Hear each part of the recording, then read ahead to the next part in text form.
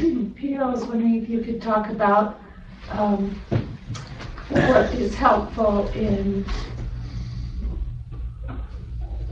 how one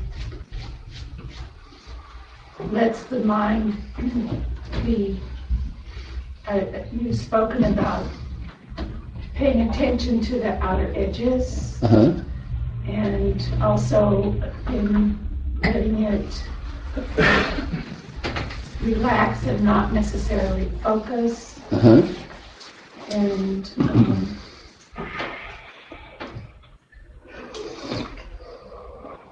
I know that there's a variety of things that the mind does all day long. That, is there anything that is more useful or helpful in paying attention to the mind and not getting caught in it? Sure. Well, one of the challenge is that we have a tendency to be creatures of habit, so we have a tendency to be with our experience in the same way we're used to being with our experience, like a horse finding its way to the barn and not going anywhere else, which is not intrinsically a problem, but it can, through this kind of habitual orienting in relatively similar ways, it can make it difficult to notice how much more is going on that we don't usually notice and that we don't usually give attention to.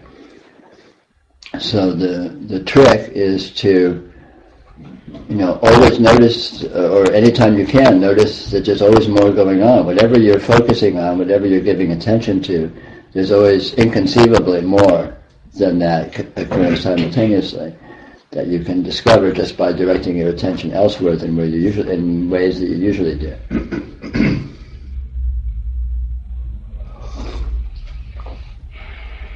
But of course you have to think to do that.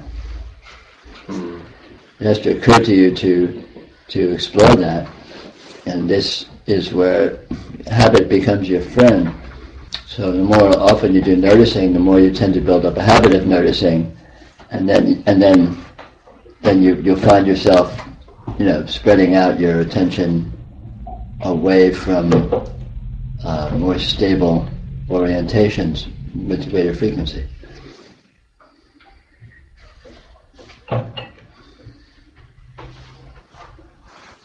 I heard this interesting quote. It happened to be about humility.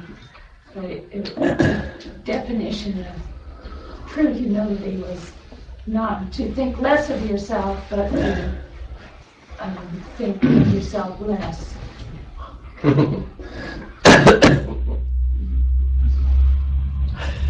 And it seems that we all think about ourselves. Well, the problem isn't thinking about yourself. The problem is having a limited and narrow and partial definition of what yourself is.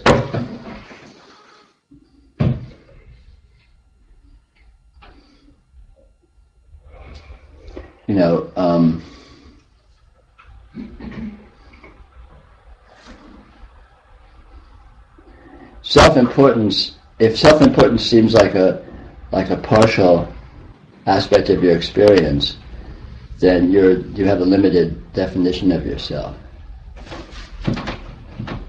In other words, if self-importance refers to some self that's less than the totality,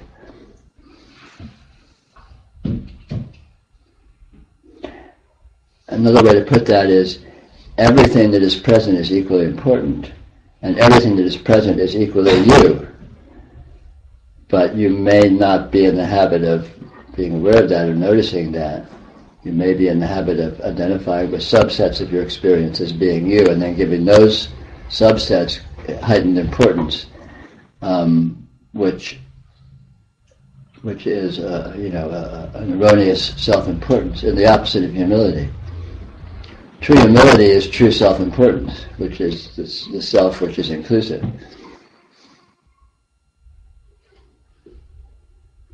I would say.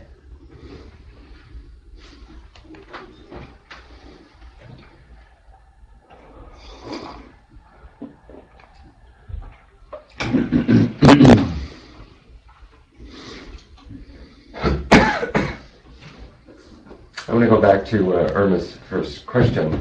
And recently, to me, it seemed like it seemed, and please destroy this metaphor. It seemed to me that pristine awareness is almost like some sort of an operating system, and this is how I'm receiving it. It's this background, and then I put things, or I run things on top of it, like reading and talking and thinking, and but always now I'm starting to get the sense that there's this background, there's this substrate that is enabling all these other things sort of going on. Sure, except that it's not really a background and it's not really a substrate. It's one and the same with what seems to be the foreground. It's just different modes of the same thing. Well, then let me put it this way. Then at times when I'm between thoughts or I'm rested, I'm relaxed, when none of those other things sort of explicitly are going on, then this awareness is much more palpable. It's it's all I can do. It's just, I mean, I feel it a lot more. Well, what you're feeling when you're not feeling it is actually it too. You're just feeling it in a different mode. I can. There's only one thing to feel, but there's infinite ways that it can seem to appear.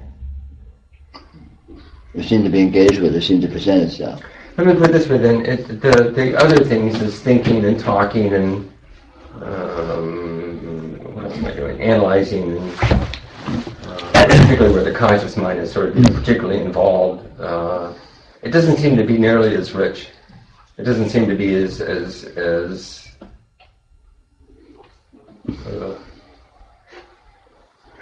rich. I don't know what to say.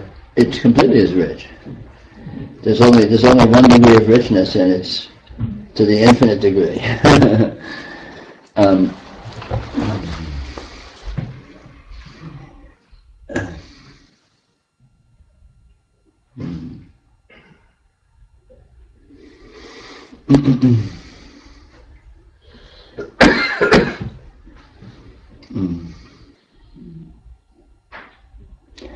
Every apparent sub-portion of your experience is actually all of your experience.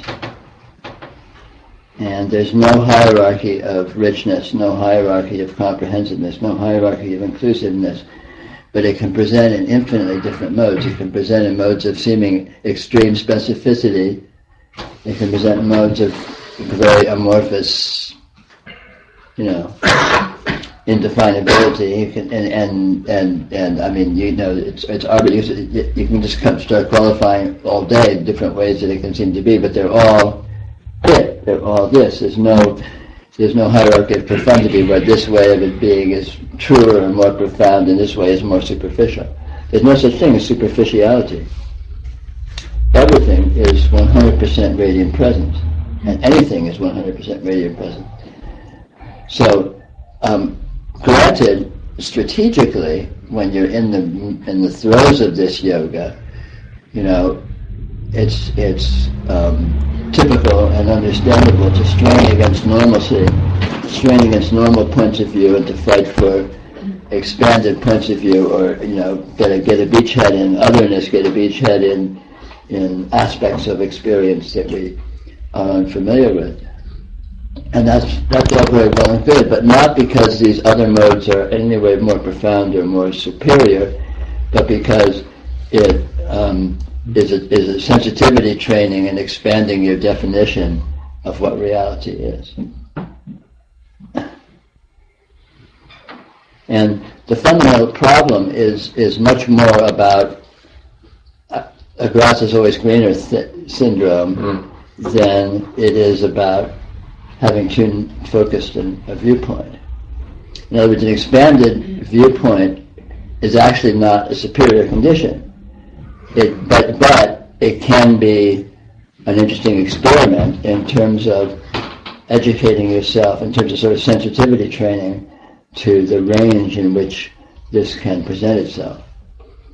but you're not going from some lesser condition to some better condition. You're not going from some, small normalcy, which is somehow dull, into some expanded, superior, primal. Mm-hmm. See, I think I would have said that, but it just the way that it feels, the way that it presents itself. Sure. Well, I'm probably leading a lot of that. We're used to,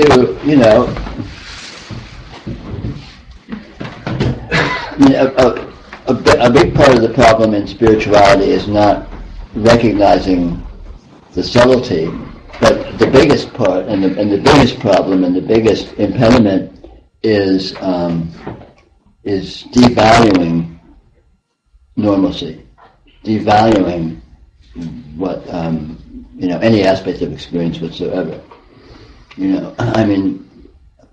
All spiritual beginners know that you're trying to get to some better superior condition from this dull normalcy of limitation, right? But it's not like that.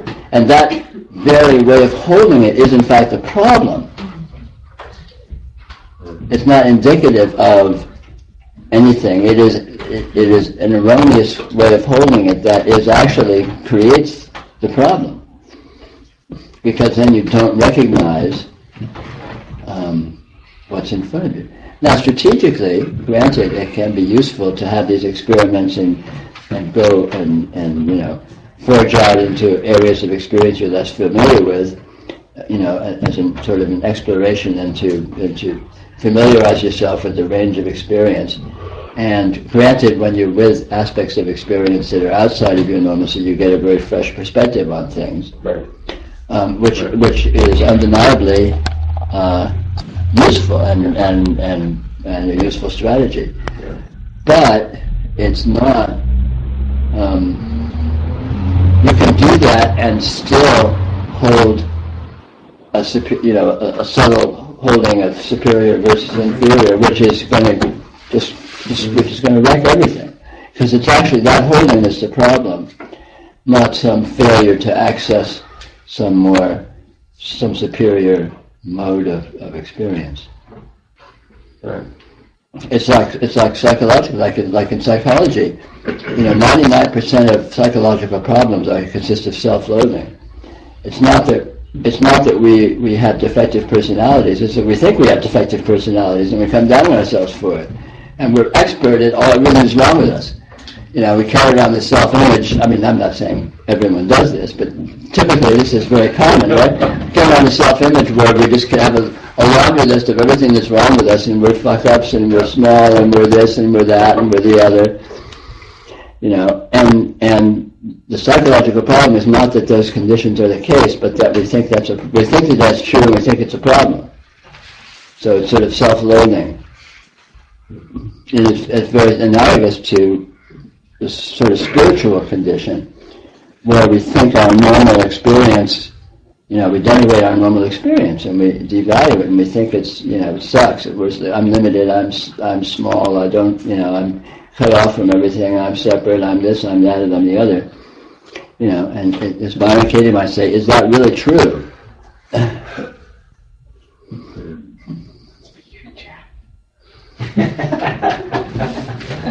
That's never true.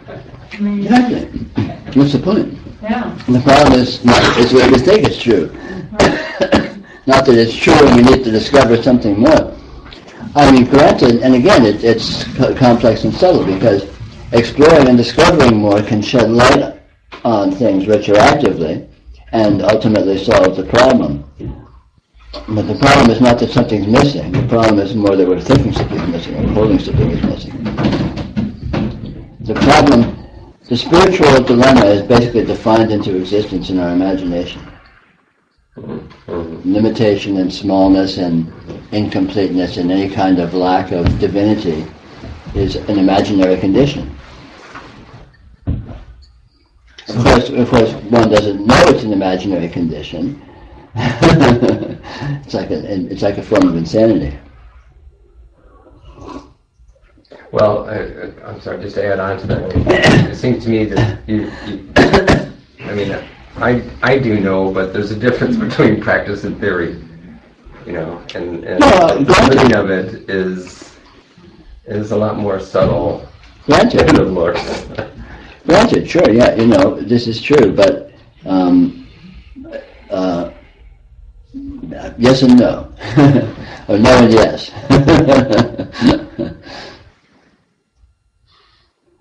It seems that, that when I see something as imagination, or if I see something purely as I know it's fantasy, it just automatically ceases to be a problem. Exactly so. But the trick is to see that. There's things that are really close to home that are, for some reason, next to impossible to see. It seems. Absolutely, absolutely. You know, but the sure indicator is anything you think you know is imagination. Because you cannot know anything with certainty in actuality. So anything you think you know, anything you can say, oh, I'm this, or oh, this is this, or oh, the world is this, or oh, such and such, or such and such, with a period at the end of it. That's your red flag. It's a sure sign that, oh, lost in imagination, lost in fantasy. Well, it seems like, like when I'm going along feeling stuck, you can go into stuck, Stuck is pretty interesting. Exactly. Stuck is an amazing transcendental condition if you take the trouble to look at it.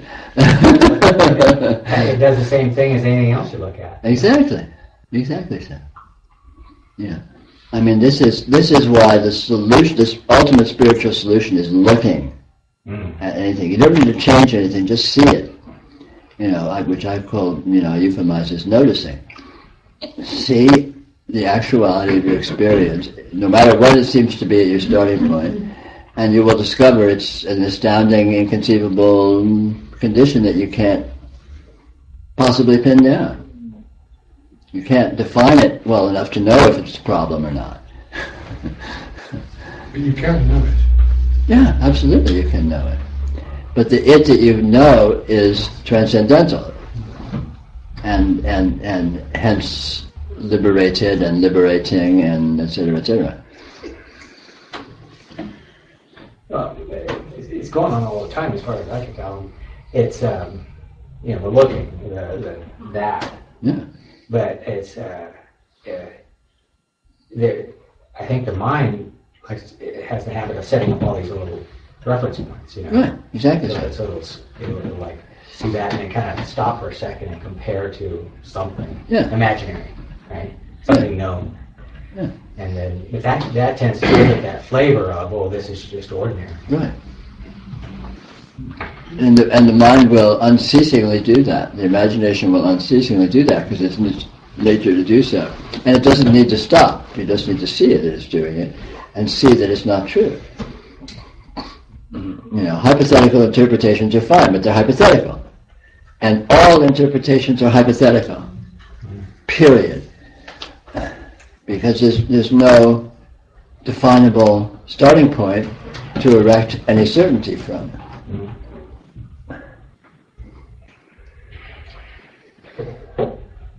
There are some extremes of that which belie the fact that some of it is kind of accurate. Like, I know I'm not going to be an astrophysicist par excellence. I know that. And I know I'm not going to be all these other things.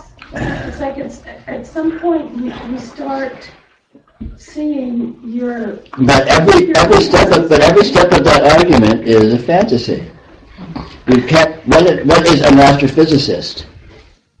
What is you going to be? What is? I mean, every step of that argument is fine as far as it goes if you don't look at it very closely. But every one of the terms of it are actually a fantasy that's undetermined. What exactly is an astrophysicist that you're not going to be? So just thinking, period. Yeah. And there's nothing wrong with thinking. Just don't think don't believe your thoughts have anything to do with any objective actuality. Thoughts are hypothetical. It's that simple. Interpretations are hypothetical. It's like, you probably heard me use dozens and dozens of times like it's like in the Defense Department, they've probably got, thousands of hypothetical plans of how to invade every country on Earth. You know for a fact in the Pentagon somewhere there's like 50 plans, contingency plans of how to invade Dublin. It's not they're actually planning to invade Dublin, but if they had to, they could say, "Oh, let's do Plan 37." That'll work in this circumstance.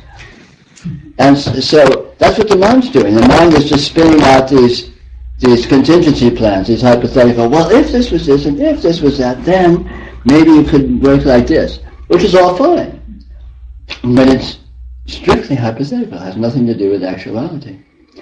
If astrophysicists were this, and if your life went on the way it's going on, then you're not going to ever be an astrophysicist. But A, you don't know what astrophysicists actually are. B, you don't know what you're going to end up doing. And so even that statement is not very strong. It's only strong if you take it in very, very general terms. And general terms means unrealistic terms, because actuality is not general. Actuality is absolutely specific. The more you generalize, the more you're departing into imagination, right? If I say, here we are sitting in this room having a chat, that's a very general statement. It's true as a general statement, but it has absolutely nothing to do with what's happening here. It doesn't, the actuality of what's happening here. I mean, that general statement could apply to a bazillion actualities, each of which were radically and drastically different from each other, right? I mean, how many groups of people are sitting in rooms having a chat right now, right? And yet, is what they're doing what's happening here? Is what any one of them is doing what's happening anywhere else? So this general statement that is held to be true is only true in its inaccuracy, and in its inaccuracy it falls into fantasy. See what I mean? And your astrophysicist statement is like that. It's fine as a generalization, but reality is not made of generalization. Reality is not general. Reality is absolutely specific. Every time I recognize what you say repeatedly, that you can't, that your mind is just conjuring up this imaginary world. Mm-hmm. And to see that is liberating. And yet, there do seem to be some aspects of the mind that are very helpful. And sure, we can invade Dublin. And we don't know how to do it. It's like, it seems like you're saying categorically, you just cannot count on what your mind is coming up with. No, you can't. It's not that you can't. It's not that it's wholly useless. The mind embodies, like all phenomena, the mind embodies an inconceivable intelligence, and intelligence is inconceivably functional. But generically, the productions of mind are inaccurate, i.e. reality will always depart from any mental model of it. So you can have a mental model of what you want to do tomorrow, and you can even more or less do it. You can, at the end of the day tomorrow, you can say, yep, I did pretty much everything I thought I was going to do. But the actual realities of what you experience in the course of what you're calling doing it will in every sense be entirely unexpected and unpredictable in terms of exactly what you expect it to look like. And that's actuality. Actuality is what your experience really looks like. See, descriptions of it are generalities, and again, they can be said to be accurate to the extent that they're general. But in actual fact, they completely depart in every aspect from, like right now, exactly what you're seeing, you have absolutely no way of expecting that you'd be seeing exactly what you're seeing right now. Every color and exactly where you're seeing it, every degree of brightness, every sound you're hearing right now, there's no way you could have expected that. You could have just said, yeah, we're going to hang out your pants tonight and hear a talk. So in that sense, your expectations are true, but that's on the level of imagination, the actuality is in no way encompassed by that expectation. See what I mean? The actuality is the details, the concrete details of what your actual experience presents as. That's the only actuality. Perhaps it is being aware that your mind is happening. Sure. I mean, obviously, all the things that are not accurate are not accurate. I'm just saying that there do seem to be tiny things that are accurate. But they're not accurate. They're useful, but they're not accurate. Okay, they're useful. And it's because of the usefulness,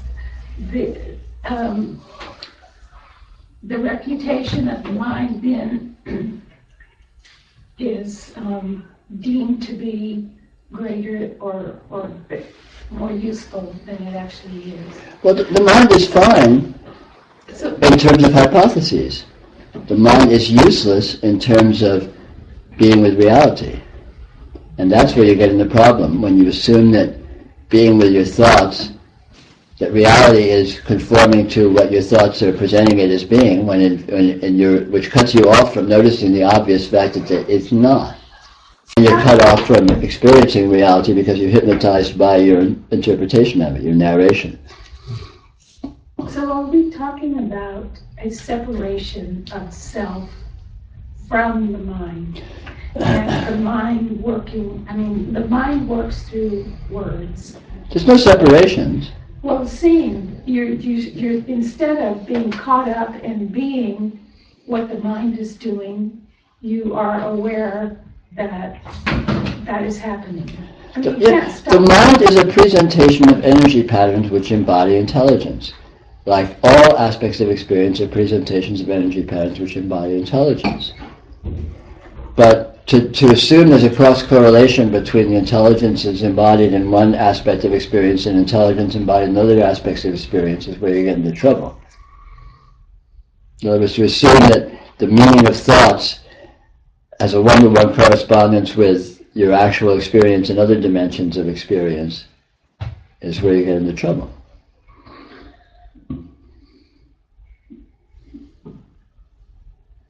Just like to assume that hearing is the same thing. If you assume what you hear is actual, I mean, you might hear a gunshot, but it might be a TV in the next room, or it might be a gun, or it might be a car backfiring, or it might be a firecracker. Right? So all you know is you heard sound.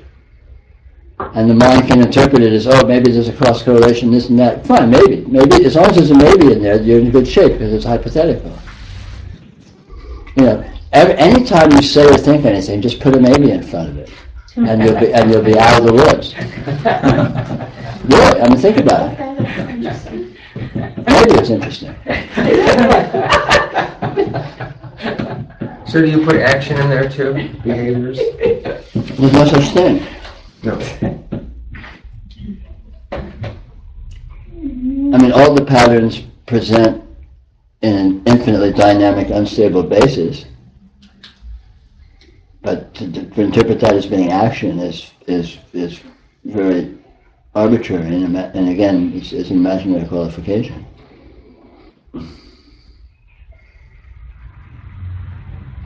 I mean, you could say there is happening.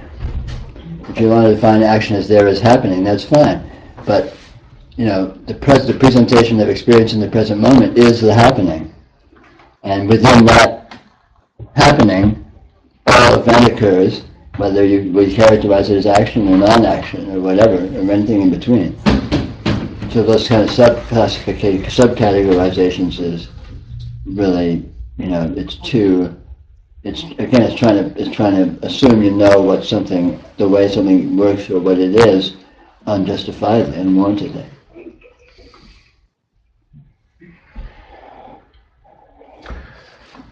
So I understand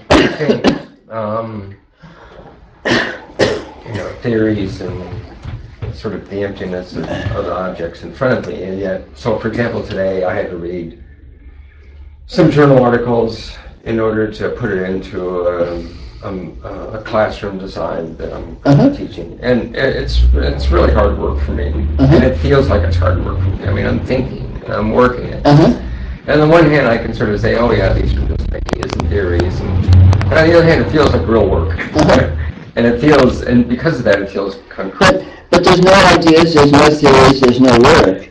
All there is experience, and you're classifying the experience as this or that, as work or non-work, as ideas or non-ideas, and so on and so forth, but you're over-classifying it. It's just a presentation of energy patterns, basically radiant presence.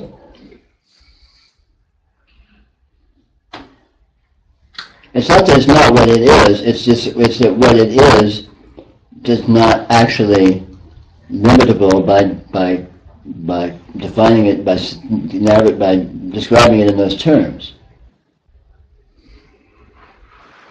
It's not untrue necessarily that those terms apply to it, but what it itself is going to vastly and absolutely transcend being just those terms.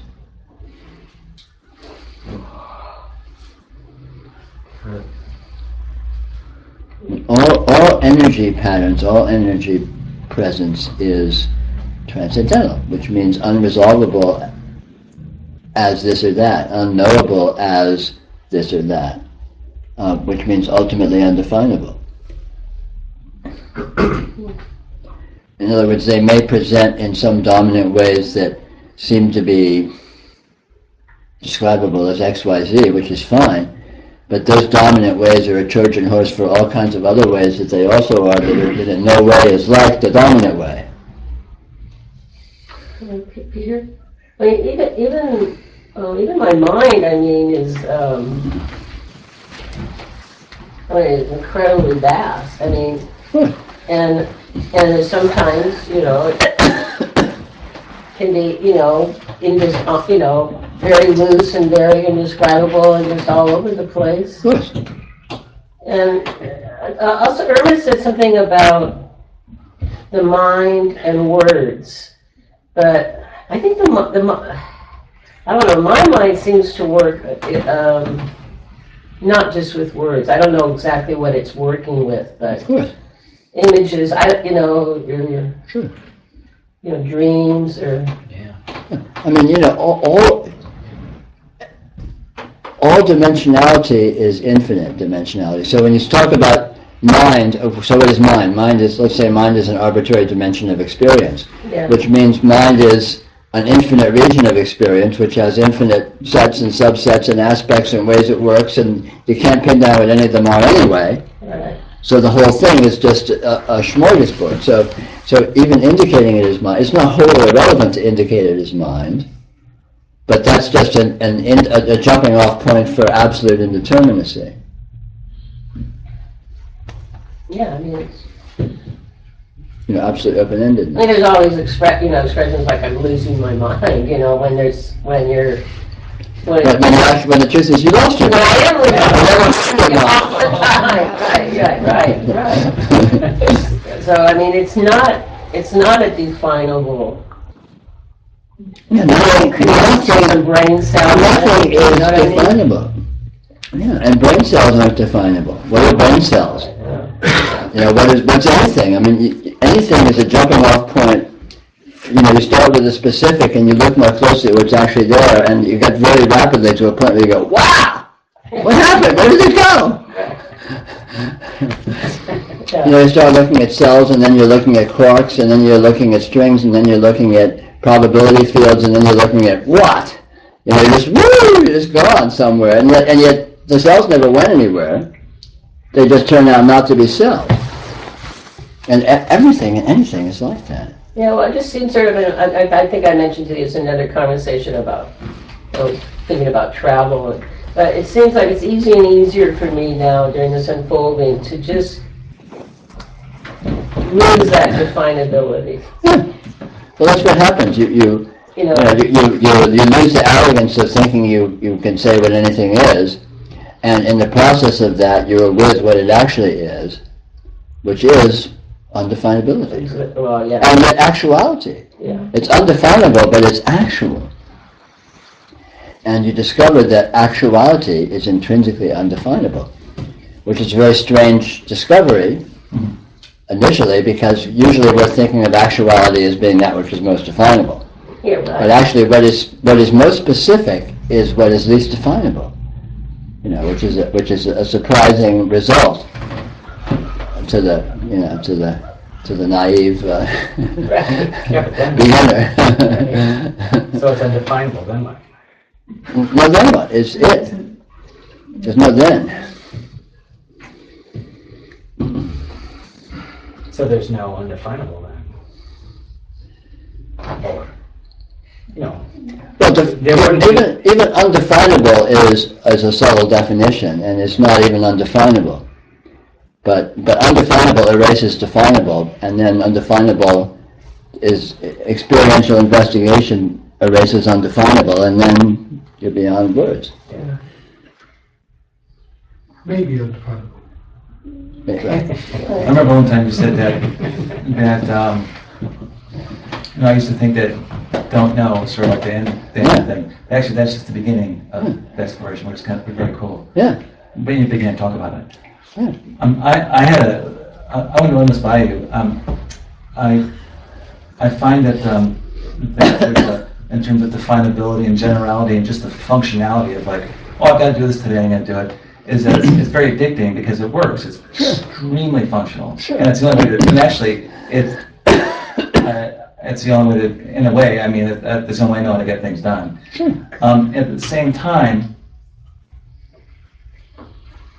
this is going to tie back in. When I look at clarity, it is indestructible. Anything can show up. You can cut my hand off, it shows up. I can be confused, it's showing up in clarity. And yet, I still feel there's something, when I was looking at this last night, there's something about me that can be threatened. I can feel something's threatened. And I can't put my finger on that. And I'm wondering if it's the fact that general thinking is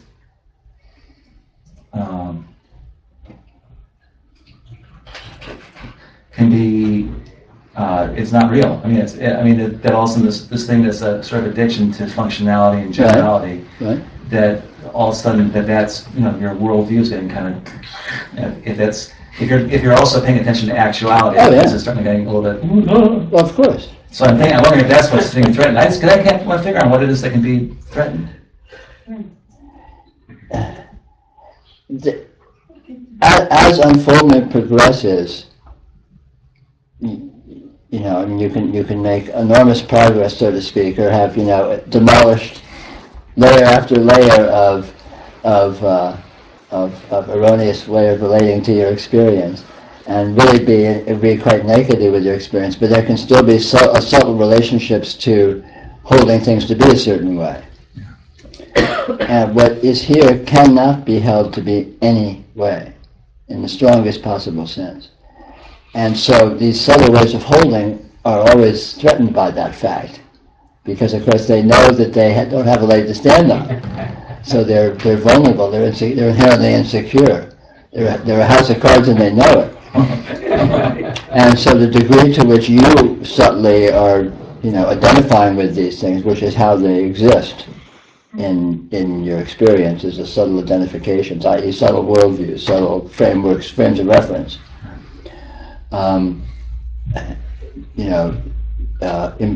Leads to a basic vulnerability, right?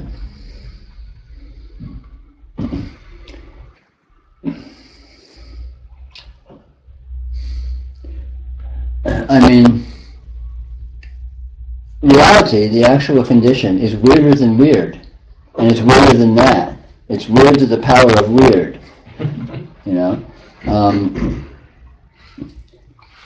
and so any unweird you're holding to is vulnerable. You're getting technical on me. Yeah, right. These are very, very subtle, sophisticated techniques. Read your Tibetan, study up in your Tibetan root text. But it's interesting, Pete, because the starting point often we think is the ending point, when in fact it's the other way around. Exactly so. Yeah, always. Where we start from is what we think is true, always, because and of course anything you think is true is not really true. Right. So if you take it to the end is completely untrue, but the beginning was untrue as well. Mm-hmm. And so it's not about changing our plan, but it's about changing the place we begin from, in terms of what our expectation is, or sure, all those kinds of things, and the whole notion of beginning and ending, or making progress, or moving from this to that, reveals itself as very inadequate after a certain point too. Even the word vulnerability cancels itself. Of course it does.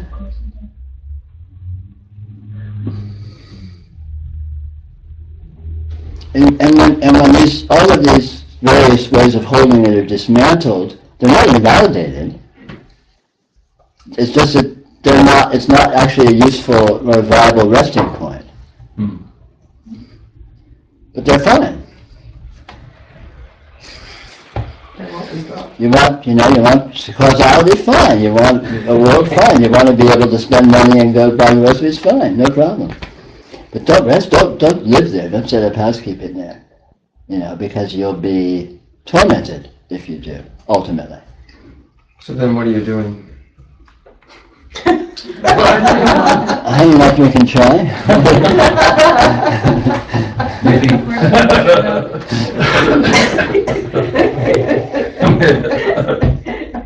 Sorry, because that was what you mean. Well, I mean,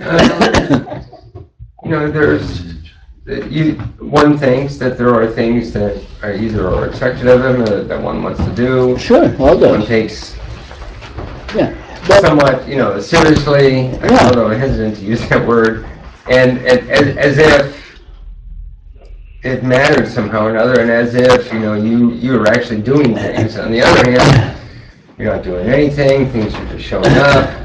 It's a strange world. It's a very strange world. It's stranger than strange. But be where you are. What seems to be actual for you to deal with, or to confront, or to investigate, or to whatever, by all means do that. That's sort of the next step in the game, or in the puzzle. But ultimately, and eventually, you come to discover more and more truly that each of these steps are actually not what they seem to be, and what you're doing is not what it seems to be, and what you think you're moving from and moving towards is not what it seems to be, and the entire thing morphs into something entirely other than that eventually, or not. But so the point is, the weird thing about this yoga, this strange engagement with spiritual unfolding, is the entire what you're doing, how you're doing it, what you think you're doing, and what it looks like morphs radically, continually, as the very nature of being engaged with it. So what you think you're doing at one point is not what you're doing in some arbitrary period of time, and yet do what you think you're doing. In other words, engage with it the way it seems appropriate to engage with it at the time, keeping in mind that there's probably aspects that you're not aware of that you can possibly advantageously draw on in some sense. And what all of those seem to be in the next instance, whenever that is, will all be entirely other than that and different. And yet, nonetheless, in other words, be real. Don't pretend to be where you're not. Be where you are, and deal with things the way it makes sense to deal with them, to whatever extent that seems relevant. Because again, the strange, really, this is why spirituality can't be formalized, which is why these sort of mechanistic, formalized approaches to spirituality are, way oversimplistic, because the very process morphs radically and drastically every step of the way, so to speak.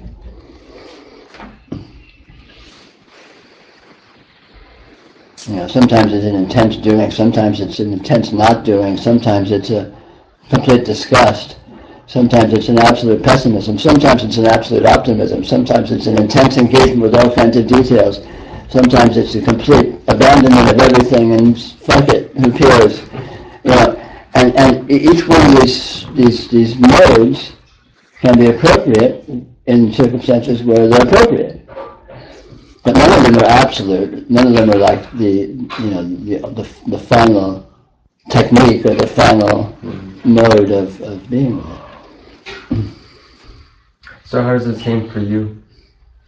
I couldn't say.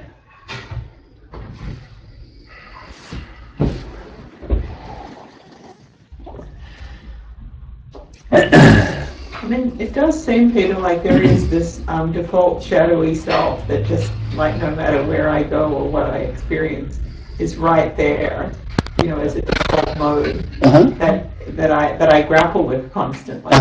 Where I kind of try to keep catching a glimpse of that, what that actually is, and it just happens to kind of like go behind the door, or, the more I examine it. There's this idea that if I just capture what that is, then I'll be able to, wrestle to the ground. It's like the ultimate murder mystery or whatever. The ultimate masterpiece theater on Sunday evening or whatever. Well, different things can seem to be different ways at different times, but I would say generically. It's generally speaking, it's a more productive strategy to be more concerned with otherness and less concerned with yourself. Even if yourself seems to be an issue, right. Sort of just duck it and go over there somewhere where it's less self or more other relatively. Yeah, no, that does work. But then when I come back, we're back at the same episode again. I mean, I know it's a different episode, but it appears in many ways to be a kind of formulaic experience. Yeah, sure. Yeah. We are, human psychology, we're very self-obsessed. We're typically very addicted to our self-image and, relating to our self-image, the metapsychological equivalent of staring at yourself in the mirror all the time like this, Yeah. And which is actually not a problem at all, but it's a big distraction, and it doesn't have the importance we usually think it does. And this is why, working with that more directly tends to feed into that self-importance because you feel justified because it's very important. Whereas in actual fact it's not particularly important. It's actually not a problem at all, and it's actually not even what it seems to be. Which is why, in my experience, you can get generally, and again this isn't a rule so much as just a general rule of thumb, let's say, you can typically be much more productive getting away from that kind of a narcissistic approach of working on yourself or trying to conquer yourself or this kind of thing, and go to otherness where there's none of the importance, the charge, exactly, none of the charge, because typically we have such a psychological charge around ourselves and our self-image and all this stuff, and so. And if you bypass that altogether, you can make real progress in noticing, and that progress in noticing will, kind of a non-Republican trickle down, will actually impact all the self-image and narcissism stuff too, without having to wade into that, which is kind of, it's like a tar baby. You're going into the, you're going into fly paper. Yeah, but lately I've also had a couple of times where I've noticed that that there has been a sort of transcendent experience of that, where I've seen that there is no self, and that in fact what I think other people are seeing isn't there at all. Yeah, sure, And there's exactly. just this sort of bigger Yeah, deal. Exactly. It's a problem that sort of solves itself as you progress with unfoldment without even addressing it. But it does seem to be like the last frontier of where the rubber meets the road, or Perhaps. maybe not, or... Perhaps, for sure. I mean, realization and liberation definitely, is really around that kind of fulcrum. But again, my personal recommendation is it's more productive to bypass it and work with things that there's no investment in, or much less investment, less of a charge. Right. Yeah, I mean, it's not as if I feel there's anything to be done with that. I think the recognition that it's there is helpful. The clear seeing that in fact there is a tendency to want to kind of like solve that problem or figure out what it is. That's all fine. But in fact, there really isn't a problem at all. Yeah, exactly. Yeah. And ultimately that reveals itself with, and again, ultimately without ever having to do anything about it. Yeah, thank you. Well, that goes back to what you were saying about a self that we have this limited view of the self, and actually it's the totality of experience. Yeah. So when you're looking at otherness, you're actually, I don't know if I have a feeling that when I do that, I enter into actuality. Yes. And it's like you're more immediately here. It still feels otherness to me. Then it feels like, well, that's me too. I don't, that's... Well, the otherness is ultimately exactly the same thing as what you may qualify as the self is. Right. Whether or not it feels like that is irrelevant. But the fact that the otherness doesn't have the narcissistic charge of our psychology and self-loathing and neuroses and what have you enables us to be dealing with it without having to grapple with the tangle every time you get out of your front door kind of thing. And so the otherness, you don't have the charge, but noticing that you do with otherness actually, in fact, translates to your experience of self, because your experience of self and your experience of other is, of course, actually the same thing. It's the same experience. Right. And noticing, one way of modeling it is it takes you more and more primarily into what experience is intrinsically. And at a certain point, qualifications of self and other become completely irrelevant. Experience is experience. Yeah. And self and other turn out to be relatively superficial qualifications. And so when you get to experience on that point, then you've solved the problem without even addressing it. Right. Yeah.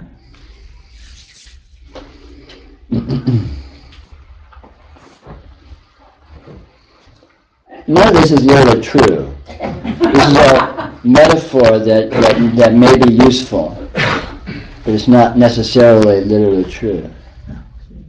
Well, that gives a sense of, there is that sense of just one thing going on, which is not, oneness with a capital O, it's just, it's one thing going on. There's one thing going on. There's only one thing here, and it happens one way. And it looks like all this, but there you go. I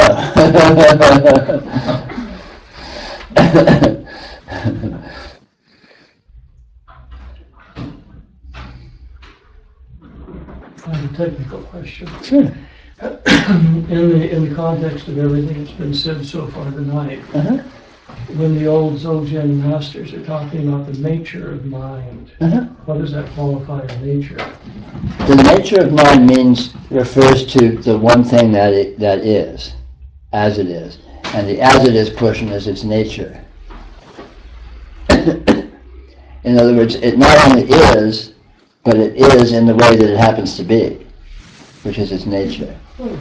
So the sort of the circumlocution in English of nature of mind is a translation. I think it's of Semdi in Tibetan, which kind of literally means nature of mind, but what they're really talking about is that this is in the way that it happens to be intrinsically. So hence its nature. Mm-hmm.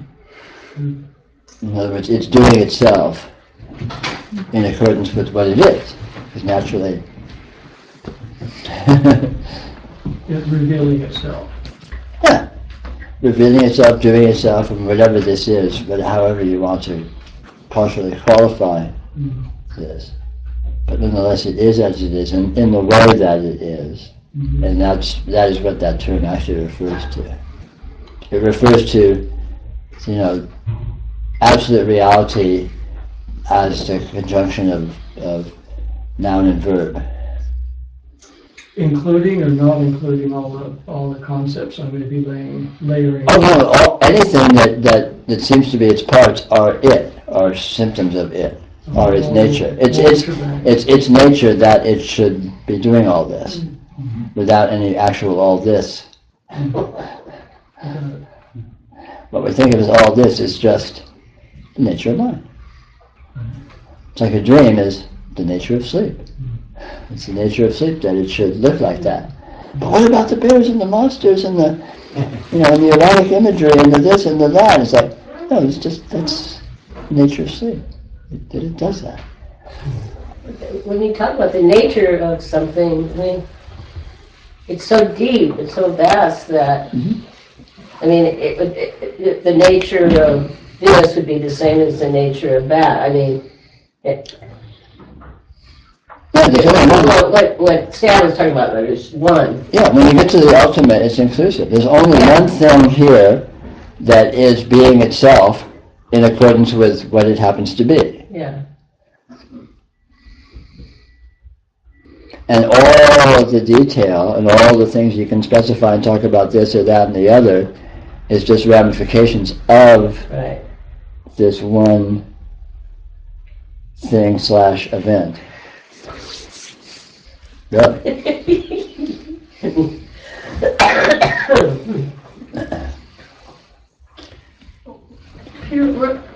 Really? So it's like everything's the same, yet everything's different, but everything's easier. Yeah. Like it's like I don't feel like I'm doing anything anymore. Sure. Like it's like I feel like it's like with my clients and things like that. It's like, wow, they're experiencing miracles, and I'm getting paid, but I didn't do anything. Sure. I know it's nice, isn't it? That's the perks. I know. It's good. It's really. The perk of realization is you discover, oh, now it's a pasture. How nice. Yeah. All this doesn't sell. Yeah, that's a great way to put it. Yeah. Out to pasture. Where's the chime? Where's the pay? It's okay if they continue to pay you. I guess it's okay if they continue to pay you. It's okay if they don't. Yeah. It is actually. It's bizarre because it is. That's going a little bit too far, I think. It's like Wait a minute. You don't mean that. And the miraculous is why we. Yeah. No, it's a simple fact. Everything is literally a miracle. And so what's doing the miracle is does everything. I mean, that's literally the truth. That's the ultimate truth. Or that's one of the nearest ways you can get to saying the ultimate truth. And, as realization, as unfoldment proceeds, you just discover that more and more, that's undeniable. It just happens to be the case. I mean, Ramana Maharshi said that. He said that, you discover you're not the doer. Doing just happens. God does everything. Or, Atman does everything, whatever. And it's just, another way of putting the same, maybe surprising discovery. I mean, you're always getting paid when you're really technically. Why don't we have a little break? On that note, we'll get paid. Absolutely. And we'll be back in about 10 minutes or so. Actually, on the or so. So, Susan, people say that there's a little distorted sound Yeah, But only when Peter is talking, when we're talking, so I'm wondering. the sound's just a little loud, but I didn't want to go into the thing and adjust it because I would need to fall off the thing, and it's working now, so let's leave it there. I'll try and talk smarter. I can actually fix it here, I'll turn it down here.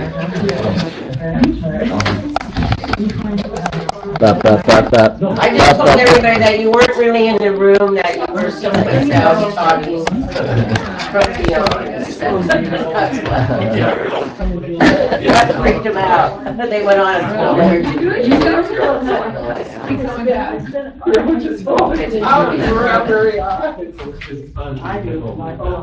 Okay, so next time that we have someone here, we're gonna have to do 2 rows. I'm really. What? People all over. I actually just sat out there and it's I actually like sitting down there in that corner. I haven't planned to do through, but there's a bit of space there. Yeah, I guess, yeah. So you know Get up what? and move Well, around. yeah, you can move around without Yeah, I think you said it was 2,000. creating any, apparent disturbance. Right. Yeah, I don't know what your core was. A core duo or we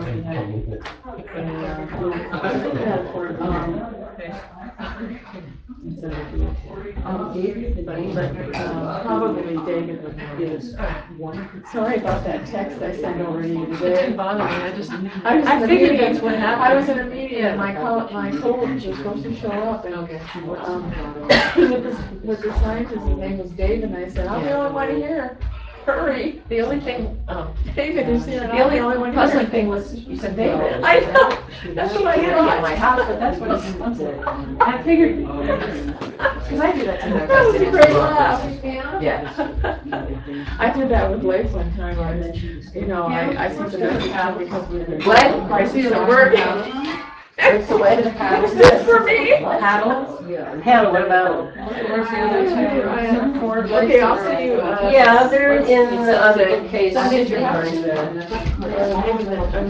Friday at 6, I guess. Yeah, so. I think it's falling. It's going to Seattle on. So, I'll have to check the calendar, but I think it's going to Seattle on Saturday. But check the calendar. You sit on my chair. I'm gonna. Yeah.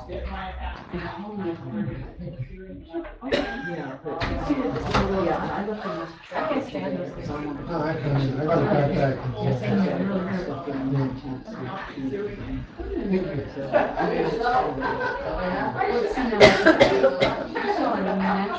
And Butterfly, thank you so very much. I went to the board meeting. I saw there at the clinic. I think she's a nurse practitioner. Mark Williams. So she put me on docs. She put me on docs and she put me on the cemetery and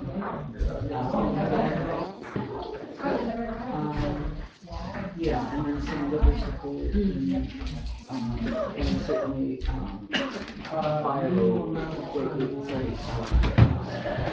and testimony and correct. Well, it's conceivable that a lot of mine are second and third. Did you talk yesterday? I just spoke with her yesterday. So basically, I feel okay, I was going nuts about The symptoms being relaxed or? yeah, it's my leg, so it's just, it's vibrated by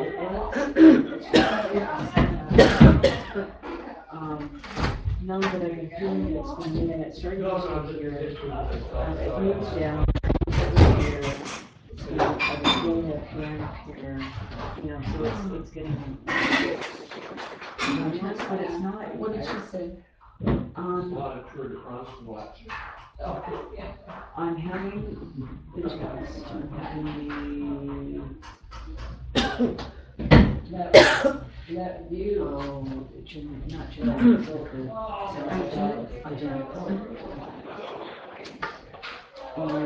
do you need to get in there?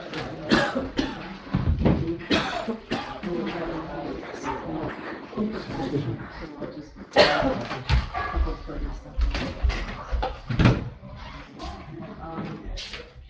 So, yeah, so I just been, where I was I didn't get a lot of the stuff from her at the time. I feel better now after talking to her.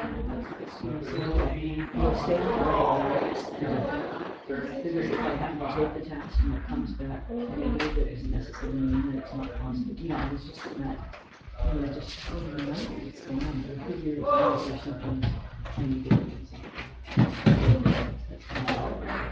Yeah, I would say so, yeah. And do it so many reps. I don't know about the early stages, but in the late stages, when you come in and your symptoms do get worse because they put out more toxins. So when you die, it can feel worse. How much time do you spend sleeping in your van? It's not Sleeping in my van? Living in your van? Well, not much these days, but I have quite a lot. I'm thinking of getting one day. For travel? Yeah, just to be able to go away for the weekend and drive off into the wilderness or something like that. They're great for that. You have to have a place to put it though. You couldn't really park it where you are. Our park has RV parking. Oh, good. Okay, great. A lot of RV. That's excellent.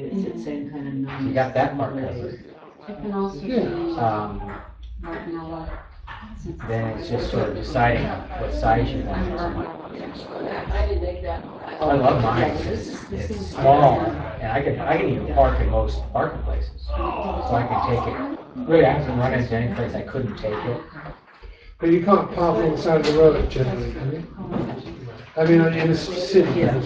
Well, generally no, but that may be changing because even in Santa Rosa, even in Sonoma County, there's somebody who's actually got a lawsuit or something like that to change those laws. Basically, for poor people, saying, I think it's totally awful. Do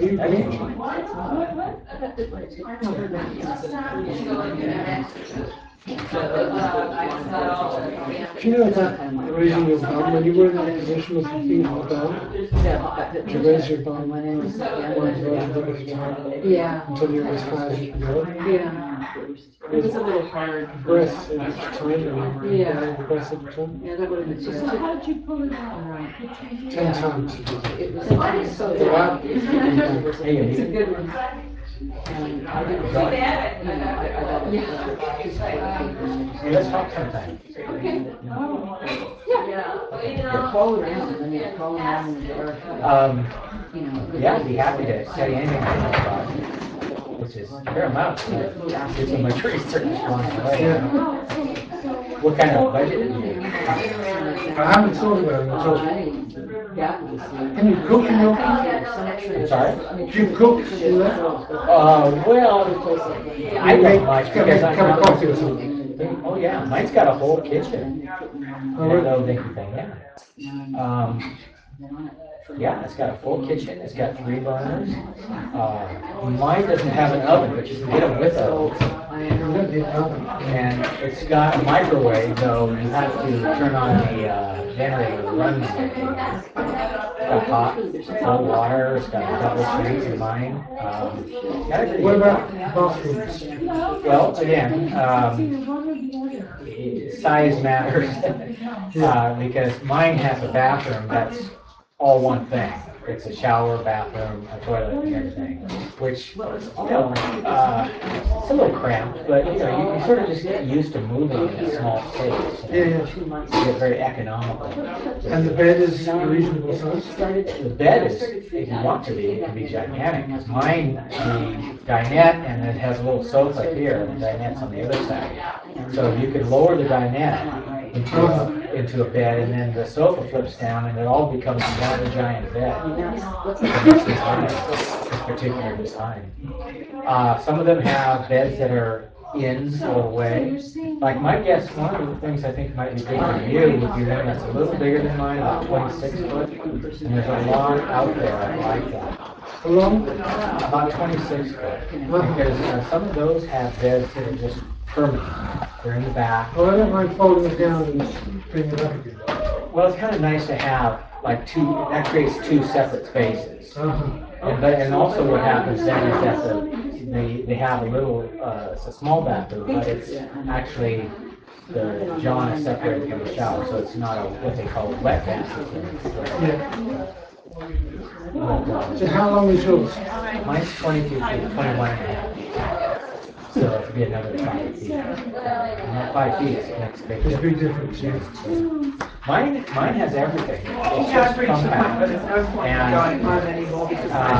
with that one person, The kitchen's going out, and it's a complete wreck of a place. have to learn how to. Oh, I'm kidding you. Yeah. I've seen lots of couples in one that 2 or 3 weeks now, it's been And washing up and you know. there's also there's some ones now that are still quite short. I saw one just on the internet the other day that I really liked. But they have slide-outs with parts of the walls. This one had 2 stalls. So you were left with space instead of like this much in the middle. With this and But these are getting expensive. this one was in the used. This was in the 30,000 range. You know, so it's not very expensive. And your size is less? The size of yours is less? Less money? Yeah. Well, it depends on how old they are. Mine would actually go for more than that, but only because it's kind of like Mercedes quality, so it's of that ilk. So it's just it started off more and so it stays. But there's ones that are older than mine. Actually, they made it in 2005. So there's ones that are 2002. Something like that are a lot less. Thank God we won the thing. 2020. And you know, that brand, I don't know if you're going to get anything. Yours is And they're a very good brand for a number of reasons. One of them is that the shell is all Actually, white. lose by Lynn because you think. But there's other good brands out there. There's also some of the newer ones are built on a chassis made by Mercedes. They have this little diesel Every engine. time you want to start feeding. So it's not noisy like American. Careful. What's Oh. that? It's very quiet. Is this something? Yeah, just hide it, it's part of it. like those Dodge Sprinter things. Yes, that's the basic chassis. There's ones that are just the width of the chassis, and then there's ones that are kind of blown. Well, it won't be bad. It's waterproof crystal, and it's very fine, but if you hold it Seriously, it's like delicately and let it flow. Well, not right now, but sometime. Yeah. We're starting, trying to guys. figure out how what's rich. But yeah, it's like Or not? it's the resale thing too, because you're gonna spend the thing to be able to sell it. So it's that difference. Okay.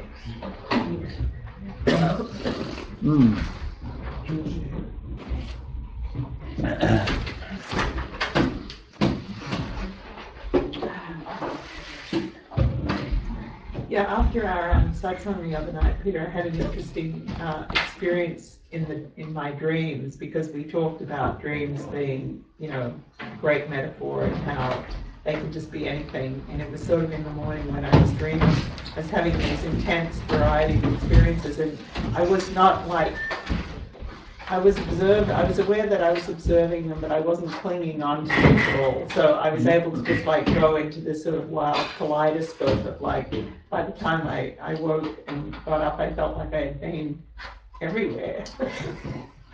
It was a kind of very luscious and interesting sort of experience. Fun. Yeah. And I realized, like, you know, this holding that I do so often, I even do in my dreams, you know, of like, you know, being on the alert to sort of see where the dream is headed and headed off at the pass and Yeah. redirected over here, and that in fact, none of that is of any use or even necessary. And it became evident to me of like just how much possibility there is in terms of our freedom. Yeah, absolutely, yeah. Holding is completely subjective, it's independent of circumstances. So even dreams which are essentially nothing whatsoever, you can still feel completely stuck in and completely bound to a frame of reference. And likewise, this waking state, you can be completely open and completely free in. Yeah. It's independent of the circumstances. It's all of this qualification and this frames of reference are generated internally in the imagination. There's a question here from the internet. Let's see, could Peter talk about the feelings about panic and anxiety in the unfolding process? Sure.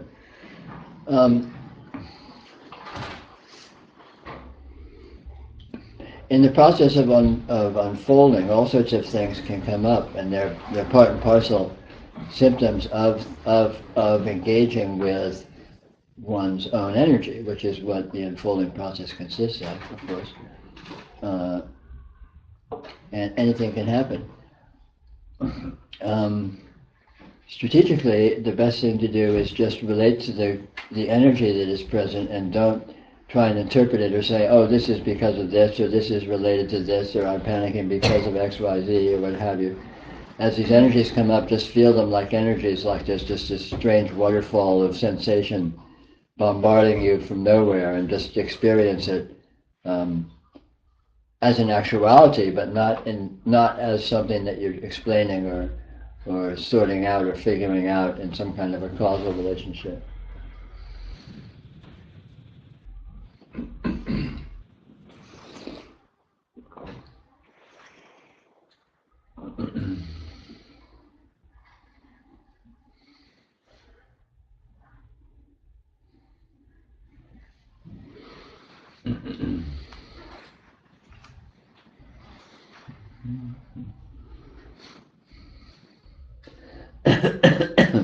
Isn't that feeling of panic or anxiety seems to come from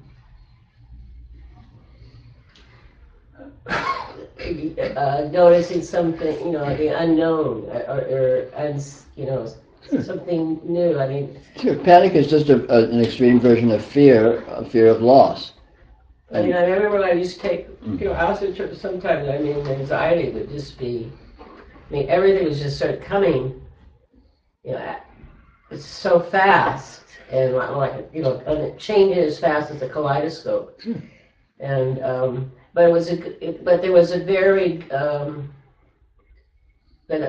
I sort of figured out ways to identify, I guess it was dealing with energy. That's what I would do. Sure. And it would send me focus here, and the energy, and I just imagine the energy was all focusing here, and then I would just sort of let it, dissipate or dispel. Sure.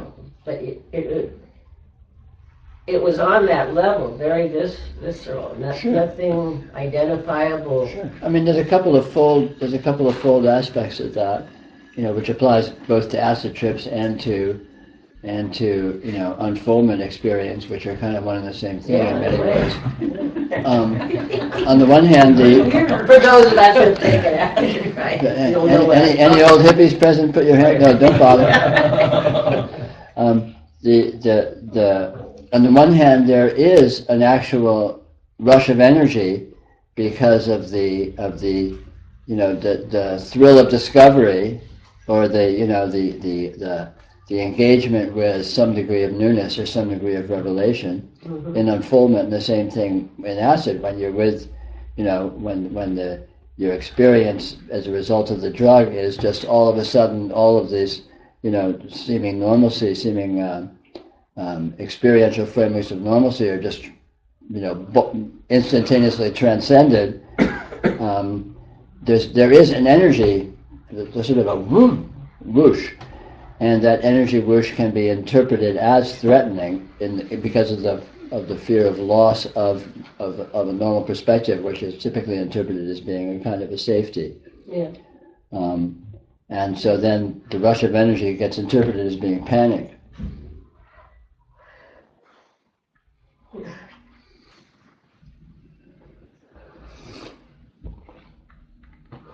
Yeah, there's another expression about the mind, blow your mind. Yeah. That came from those Sure. drug days. Yeah, I mean, all of this the whole psychedelic framework was basically one of flirting with getting outside your frameworks of normalcy. And unfoldment is essentially that as well, although it's not based on a chemical catalyst, and it's not just one step of getting from a straight state to a tripping state. Right. It's going all the way to discover that you're actually not in any frame of reference. Frames of reference are arbitrary and artificial. And actuality is, the true frame of reference is not actually a frame of reference at all. Yeah. Most people who really sport a lot, like Leary or Ramdas, they pretty much abandoned the drug fairly fast. But, in other ways. Osler died, man. Huh? Osler died. Yeah. I don't think Leary actually gave up drugs. What? I don't think Leary gave No, up. maybe Leary did.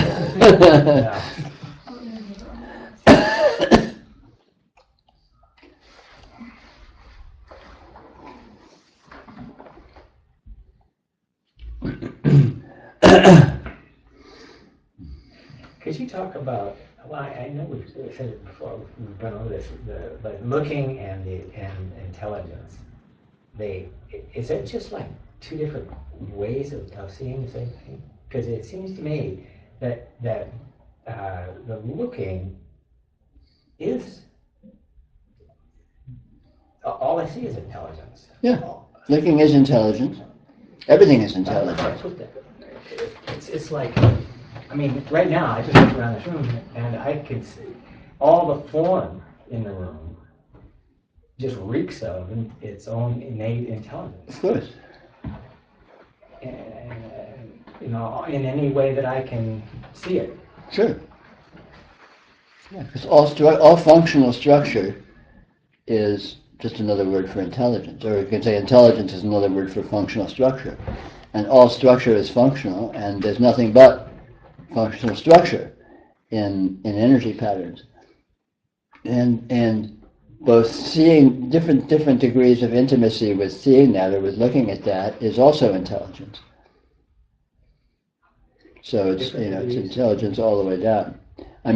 Noticing versus not noticing, theoretically, are actually both versions of pure intelligence.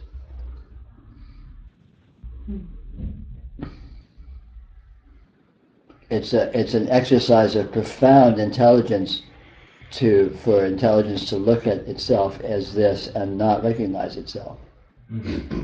So delusion is actually intelligence showing off. That's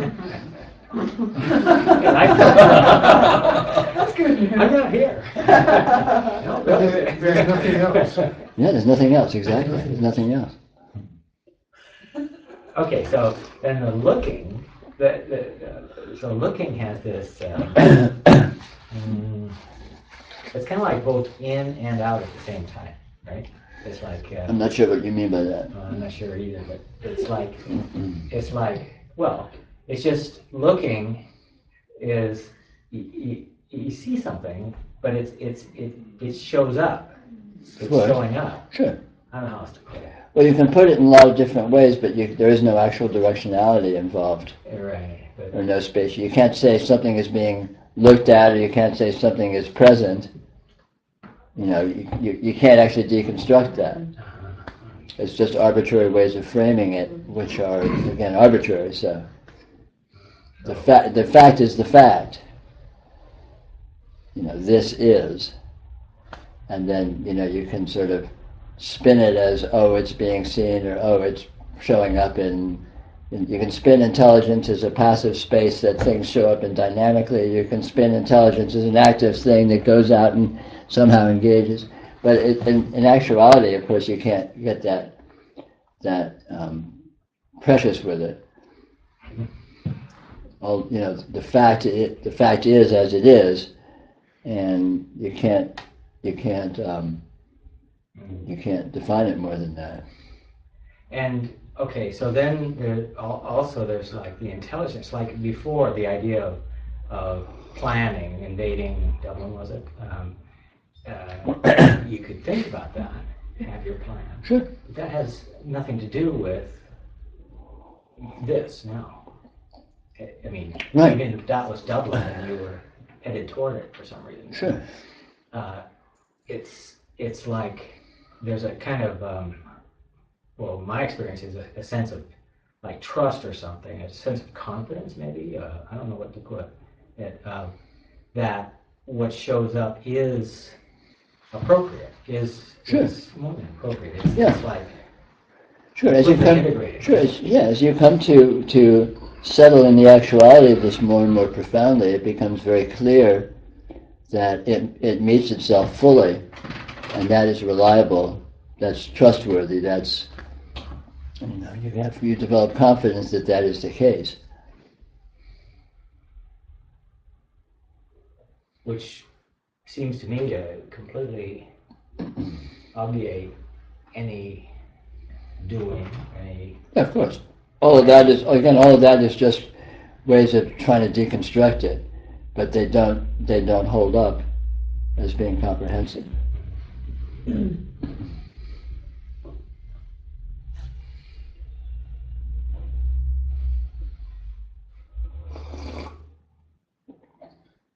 It sort of just struck me that all the talking and that we do is it's almost like skirting around it, and when you're actually dealing with actuality, you can't talk about it, and there's actually no guidance there other than its own guidance, I guess. Sure, and yet the talking is that too. Oh yeah. And the talking is more than just talking, right. because thinking of the talking as just talking, of course, is defining it. And the actuality is beyond that. Correct. I was thinking talking as the content, which that's a part of it. Yeah, talking is radiant presence, of course. Talking is form embodying, present form embodying intelligence, and what that is, and the way in which it works, and what limitations it may or may not have is all just totally unfindable. Totally, Right. So you can't, there's no a priori reason to suppose that anything has any limitations whatsoever. So just because this can't be talked about doesn't mean we can't talk about it.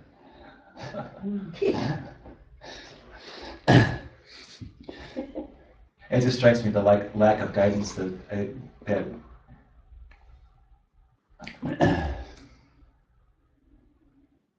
other than itself. Yeah, that's right there. That's the crux of it. Yeah. It is its own guidance. It is its own explanation. Forever. On into infinity.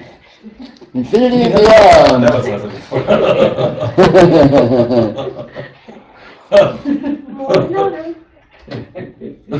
We're not going anywhere. Or not.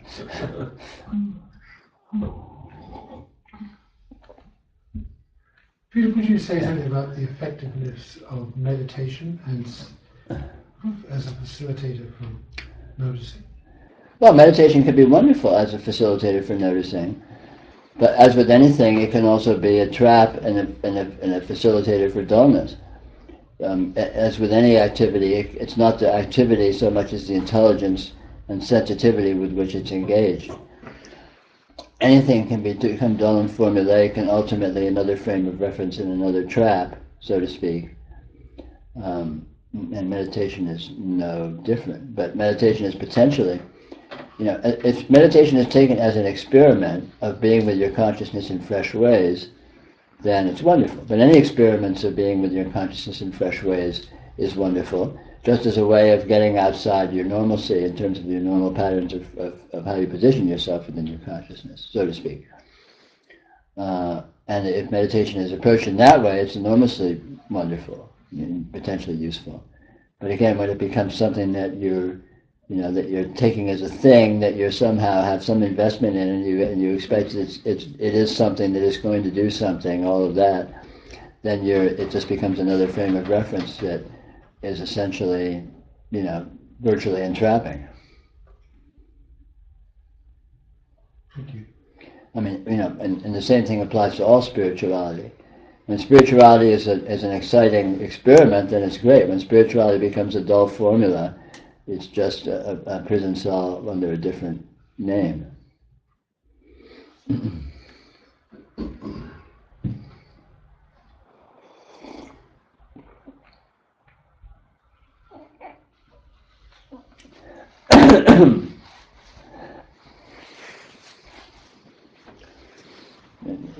In short, the idea is to push the envelope, not to erect edifices.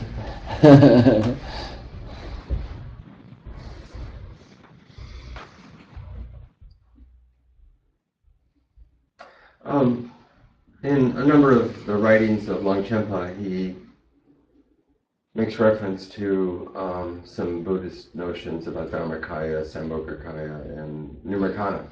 Mm-hmm. And I think I have a handle on those things, but I guess these days I'm sort of wondering why he's making those distinctions.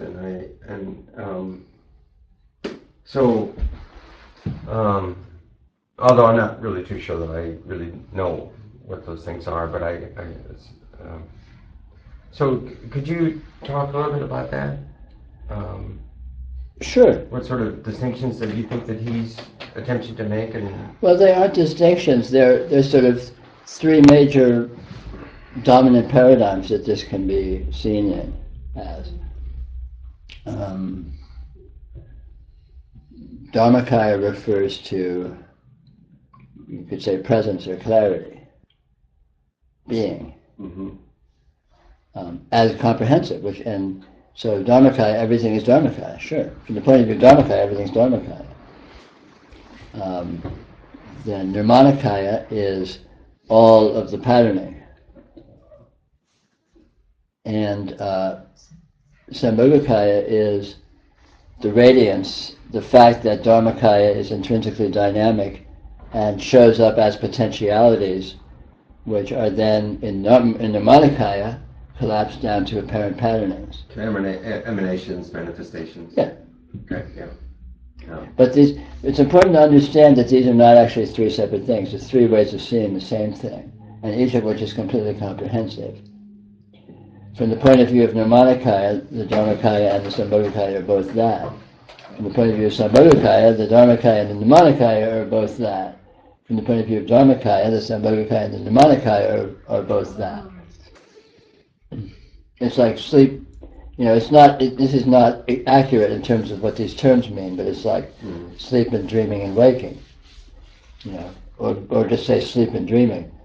Sleep could be said to be analogous to Dharmakaya, and dreaming could be analogous to Nirmanakaya, and yet dreaming is just sleep.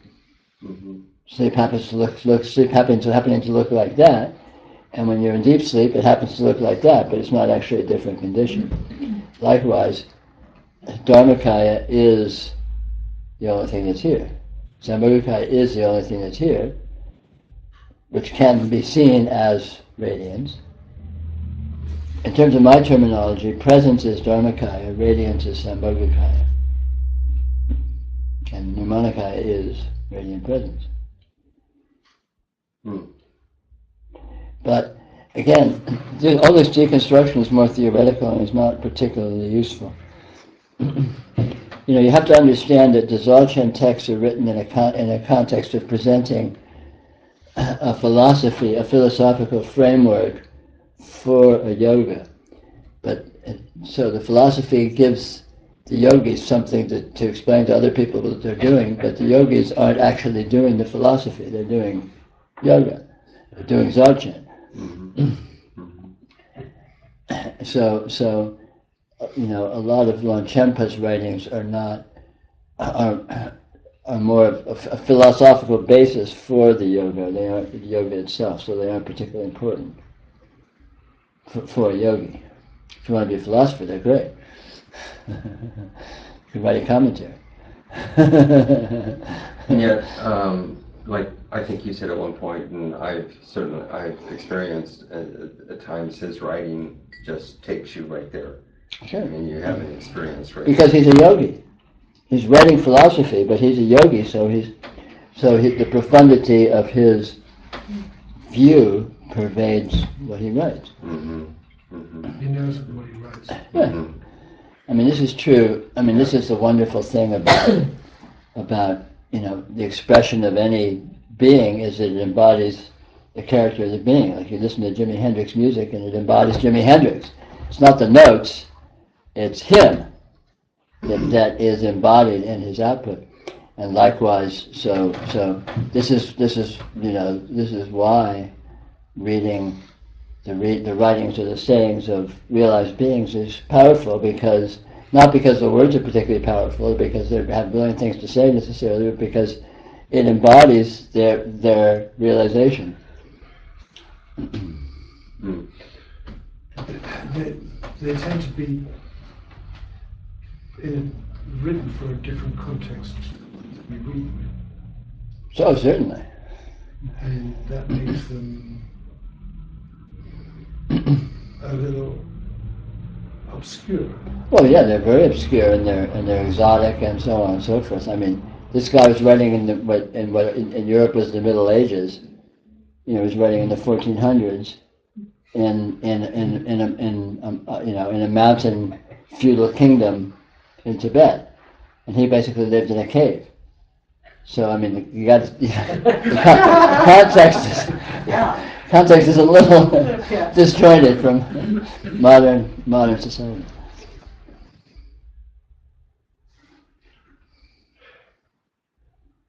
On the other hand, that he was writing stuff with that precision, and you compare the writings of most Europeans in the 1400s, Or even present day.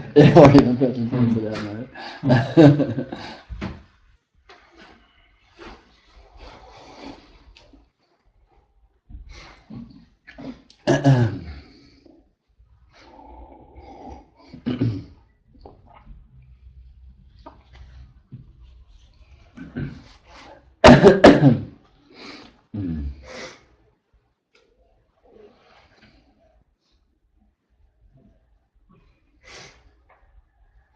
Even in the Clash of Cultures and Words, I've been transcribing some notes, and I'll put Zolchin in, and Stolcik comes up with douche. That's the only thing. There you go.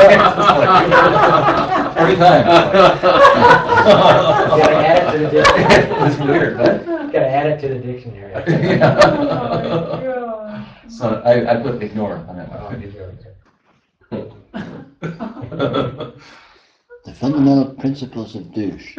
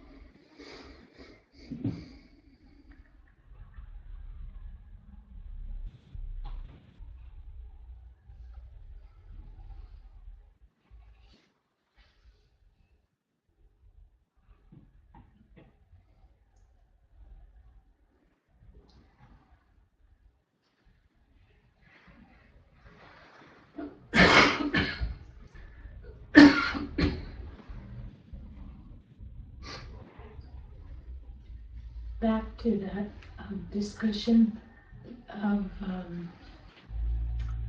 that thingy of being. Thingy of being, right?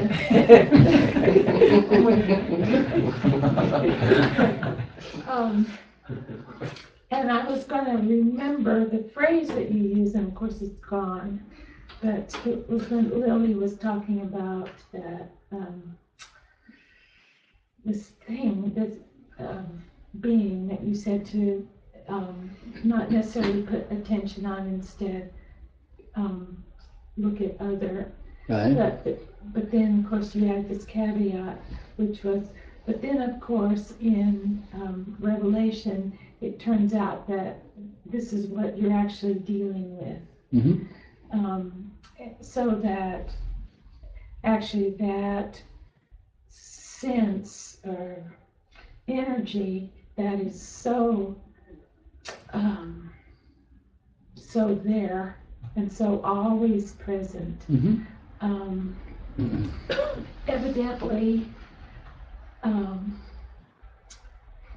is revealed to be, or is transformed in some viewpoint of perspective, so that instead of that being like me, it what? I mean, it's so rich and it's so there and it's so present, and it's so me, but it's rich and it's there and it's present, but it's not what it seems to be.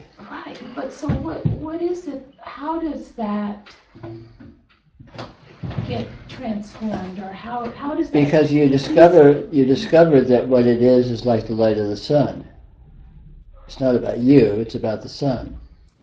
And then you discover that you actually are the sun. You're not this self that seems to be all so important. Because in other words, what's putting that wall in your experience is exactly the same thing that's putting your sense of you and your personality and your memories and so on in your experience. And yet the one feels like very much like you, and it matters, and you're stuck with it and you're grappling with it. And what puts the wall there is just like, it just happens to be there. And yet actually, they're one and the same. And you come to discover very, ultimately, primally, the profound way in which that is true. And then the wall becomes a lot more, relatively, and you become a lot less, relatively. There seems to be a feeling tone to it. There's a feeling tone to everything, but it's the feeling tone of the sun. It's not a feeling tone of you and a wall. I'm using the analogy of a sun as if it was a sun. It's not actually a sun. Where all this is shining from, where all phenomena that show up in your experience are shining from the same place in the same way. Whether they're showing up as seemingly aspects of your personality, or showing up as seemingly objective elements in your environment, or in other people, or in other circumstances. In other words, what's doing your personality is exactly the same thing that's doing the clouds in the sky. Exactly. And when you come to see that very, very, very directly, and certainly and self-verifyingly, there's an enormous rearrangement of evaluation that occurs. Nothing changes. Everything is experienced the same way. You're still there. Your emotions are still there. Your thoughts and memories are still there. But they're impartial, objective phenomena.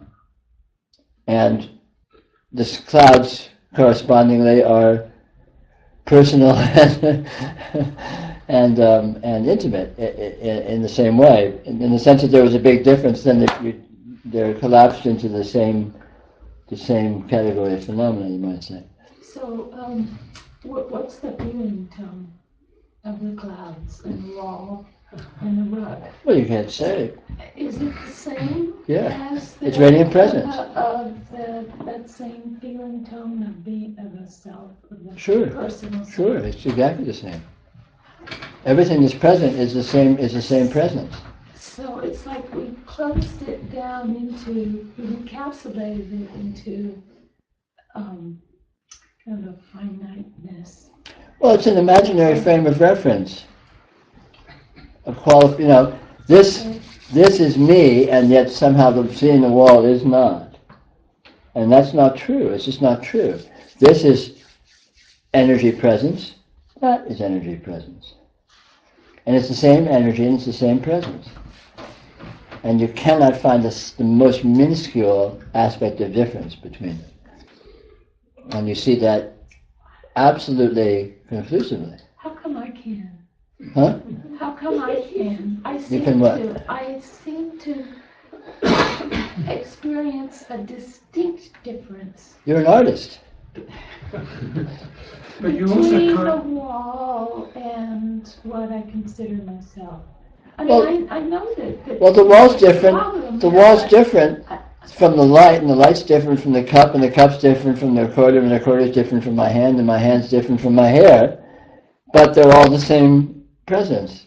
I mean, there's absolute difference throughout the experiential field. Every portion of the experiential field is different from every other portion of the experiential field, right? But the difference between the wall and the lamp is exactly the same as the difference between the wall and my hand. They're completely different, and they're exactly the same.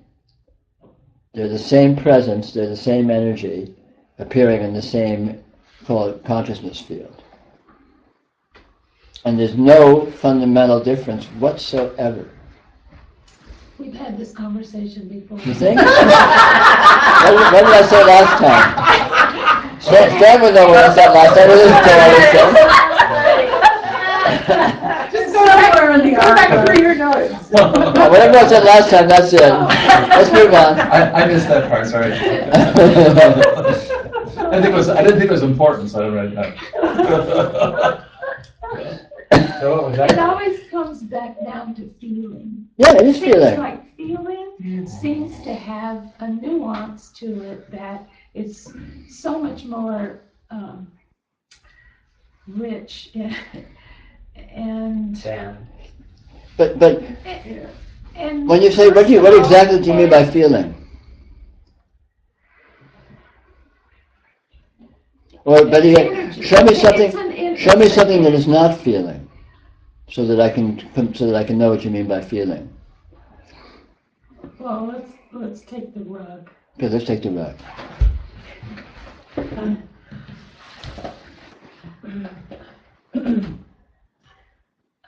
I feel pulsation of energy Right, in my skin, my neck. right. I don't feel it in the wool. You don't. In this, well, okay, it's different. It's different. Oh, sure, it's different. I'm not saying it's the same. I'm saying, but it's everything is absolutely different from everything else. And it's exactly the same. And it's exactly the same. It presents differently, but it's the same thing. You mean the same here-ness? Sure, same here, same everything. They're all phenomena. Because it's in your Yeah. experience. Because it's in your experience. It's energy presence in your experience. In a dream, say you're in a dream and you see a firecracker go off in the sky, and then you feel a monster stick a sword into your back. Is one actually more personal than the other? Is one actually more intimate than the other? Is one actually more felt than the other? Everything in the dream is present in the same way, by the dreaming. And everything that's here in your waking experience is present in the same way, by the experiencing. Waking. Sure. You feel your body, you feel the sensations of your body, you feel the chair under your ass and so on, right? By energy presence, qualitative energy presence in your experience. You see the rug by qualitative energy presence in your experience. You hear a sound by qualitative energy presence in your experience. You could say the qualities are all differentiable, infinitely differentiable, but they're all similar qualitative, they're all similarly present, and they're all in experience in exactly the same way.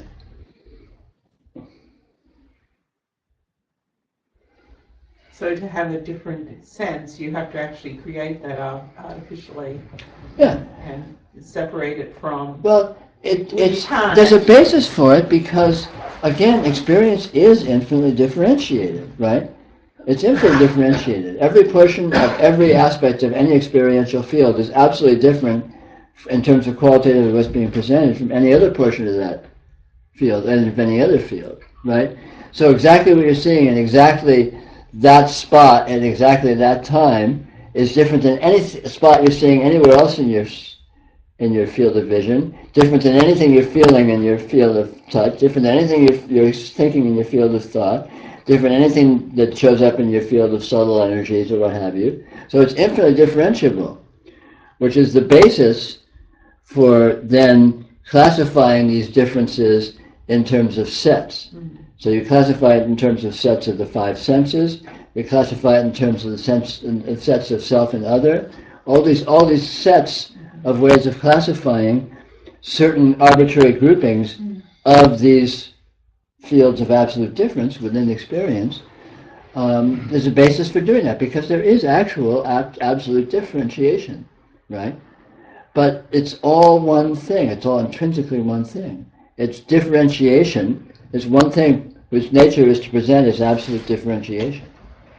And the differentiation does not, even though it can be taken as implying different, entirely, radically different sets like self and other, or different sense fields, it's actually not like that. And you can see that if you look closely at how any aspect of experience appears, it appears the same way. You're seeing that light appears experientially exactly the same way as you're hearing these sounds that you're hearing, right? Exactly the same way as you're feeling any sensation in your body. It's a tingling energy presence presenting qualitatively within your experience. The light, the wall, the sounds, the feelings of your body, your thoughts, emotions, anything whatsoever. It's different sort of flavors of energy presence as a dynamic, effervescent, tingling, qualitative light show. But it's all the same kind of light show, even though it is infinitely differentiated, even though it has such an incredibly broad range of textures. I mean, vision is texturally very different than, sensation, which is texturally very different than sound and so on. But nonetheless, given that incredibly broad range of textures, if you look closely, it's all showing up in the same way. It's just something that has a really broad range of textures. And intensity. And intensity, sure. Textures, intensities, all kinds of things. There's all sorts of ways of classifying the differences, right? But the differences, and the differentiation is actual. It's actually differentiated. It presents as infinitely differentiated. You cannot find any two portions of your experience that are actually identical. Can't be done. Can you undifferentiate it though? You don't need to undifferentiate it because the differentiation is only in the presentation. It's like a computer readout. Yeah. The readout is infinitely differentiated, but it's a readout of one thing. Or look at a dream. In a dream you can have all sorts of things presenting and all sorts of apparent sense fields and all that, but it's just a dreaming. And the readout as a dream with all the dimensional experiential characteristics that might seem to be showing up is all just coming from this one instantaneous radiance of the dreaming. Well, like for instance, if I close my eyes, I can walk through that wall. Sure. And then I open my eyes and, so that, now I'm making up that there's a me and there's a wall that I have to walk through. Sure. So I'm kind of like, maybe it's way off, but anyway, to undifferentiate that there is a me and there's a wall so I can walk through that wall, but there still has to be a me to walk through that wall. There's not a walking or through though either. Yeah, okay. There's just whatever happens, whatever appears, and whatever appears is only miraculously appearing energy, virtually present energetic qualities or experiential characteristics, you could say. That might include So you're trying to walk into the wall and bang your head is an inaccurate way of describing an undescribable energy presence that might seem to occur. In that regard, all things are equal, the same. Yeah, all things are experience. No different. All things are experience. Nothing departs from experience, and experience is one thing. It presents as infinitely differentiated, but it is one thing. There's only one thing happening here, which is your experience. Well, I was thinking before, Peter, about the propensity that this has to try to separate from itself and to get a kind of full picture. But as I have been sitting with that, and our discussion about the different states, in some ways, there seems to be a sense of wanting to integrate those different states when in fact they all exist independently and yet they are the same thing. Yeah. So there's a sort of paradox goes on that appears to be going back and forth from one thing to the other when in fact it's Well, just nothing, the same. nothing exists independently because Right. nothing exists except what presents. It's not like when you're only seeing what presents, so you're missing something that you're not seeing. If you're not seeing it, it doesn't exist. Right, but that's the delusion. Right. Is that The there is expectation something- there is that there is we're something not outside seeing, your experience that you're not that, seeing. this Yeah. sense of acceptance that this is it. Yeah, absolutely. It's really like huge. It's very huge, Like yeah. the final. Your experience in the moment is the totality of reality. That simple fact is comprehensive. That's all. That's all. That explains everything and answers all questions. And from that you can extrapolate, all sorts of things. And you can't say exactly what your experience looks like in the instant. It could look like anything. It might look like, transcendental and angels singing, or it might look like a boring sitting around some stupid living room having a horrible conversation and wishing you were elsewhere. But that still is the totality of reality. Yeah. And it is not whatever you're describing it as, because it's indescribable. I'm finding it interesting that the different senses present, like the sensations in my body or emotions feel personal, for instance. Whereas I look at the wall and it doesn't feel personal. Sure. But if I really look at it, and the light is actually a sensation, it's just a different kind of sensation, as is hearing. And it's just funny how they get defined into being personal, impersonal. Yeah. It really is, and this is very directly seeable. Actually, it's not even too subtle to see it. Defining something as personal, something is not personal is really flimsy. I mean, it's really just, it's arbitrary. And also, just funny that the sensations are that this is personal. Actually, when I look out the window or I look at the wall, this is feeling that too. Well, look at, so there's the, separate the sense fields. Let's say there's a sphere of sensation. So there's the relatively amorphous field of touch that shows up as a tingling, sort of pseudo-spatial, dynamic, sort of a buzzing, whatever. And so that's you. And then there's the field of vision. So that wall is present in the field of vision. Your hand is present in the field of vision. And when I put my hand up and I'm looking at my hand on the wall simultaneously, they're both equally present in the field of vision. And there's absolutely no basis, on the basis of the field of vision alone, for differentiating between the way in which my hand is visually present and the way in which the wall is visually present. Right? But the field of sensation is still here. But that doesn't impinge upon the field of vision, which is a different dimension. Right? And I may or may not be thinking about my hand, so my hand may or may not be showing up in my field of thought, so on and so forth. I may not be making any sound, so my hand isn't showing up in the field of hearing, but I may be going like that, and all of a sudden I can say, oh, I'm seeing this and I'm hearing that, and I draw a cross correlation, but that's circumstantial evidence. The fact is, the field of sound is present, and I can say, well, this is my sound, and if you do it, it's your sound. That's not personal, but this is. But the sound of you doing that and the sound of me doing that is present in exactly the same way.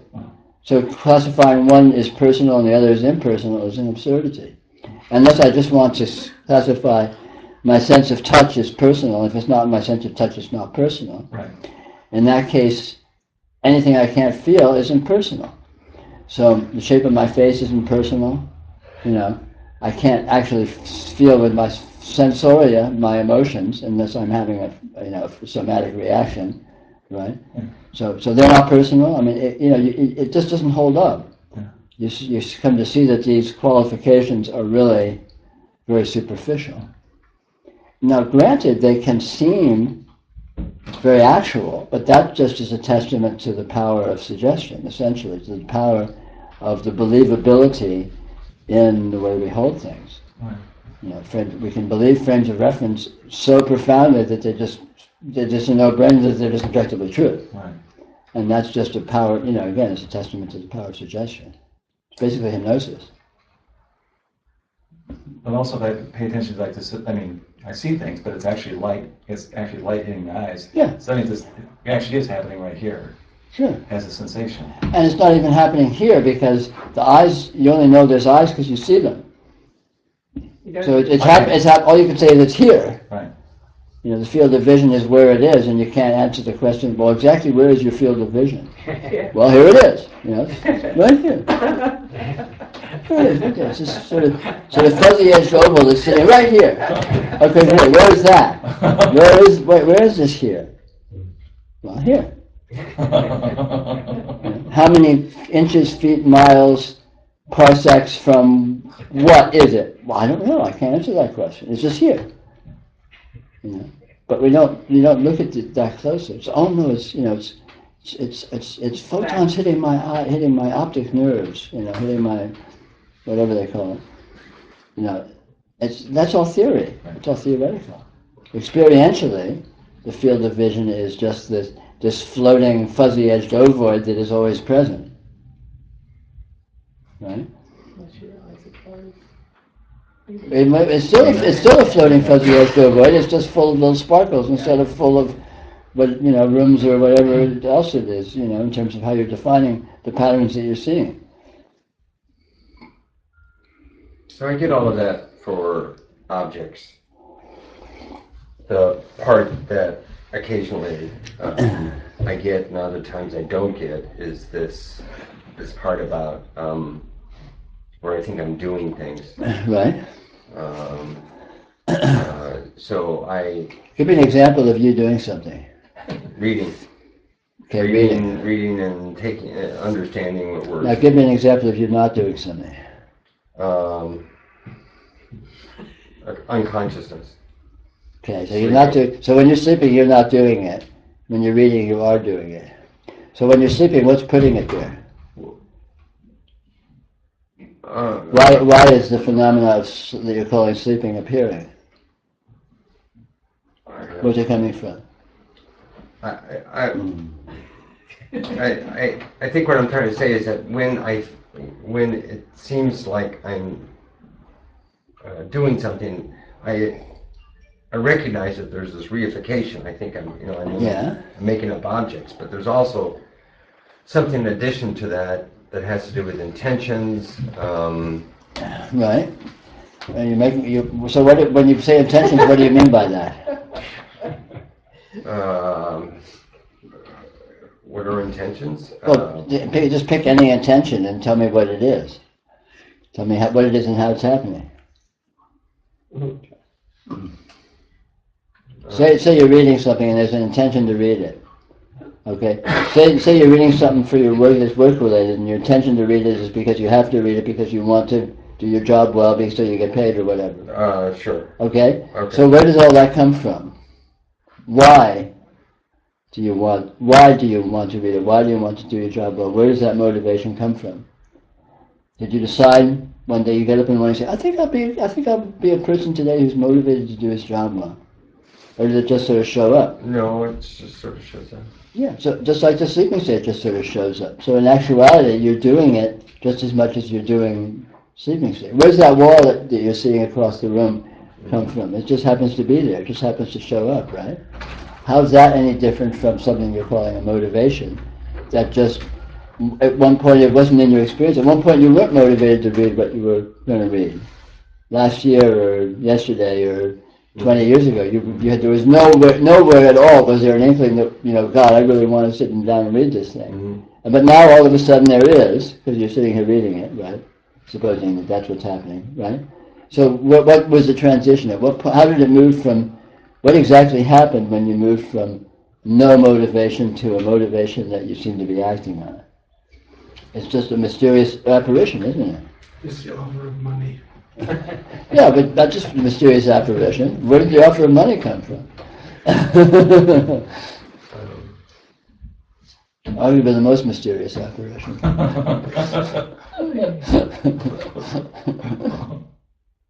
mean, I guess what I'm trying to say is that when I think I'm doing things, I don't know what's going on. I don't know Well, good. What's happening. I mean, Well, that sounds good. Well, that sounds like real life to me. Do you ever know what's going on? Well, you sort of fall into a myth or a story. Well, okay, well, sure, but we can have stories, but that's not the same thing as knowing what's going on. No. I think there's this, for me, there's this notion of when I'm doing something, I'm causing something. I think. Sure.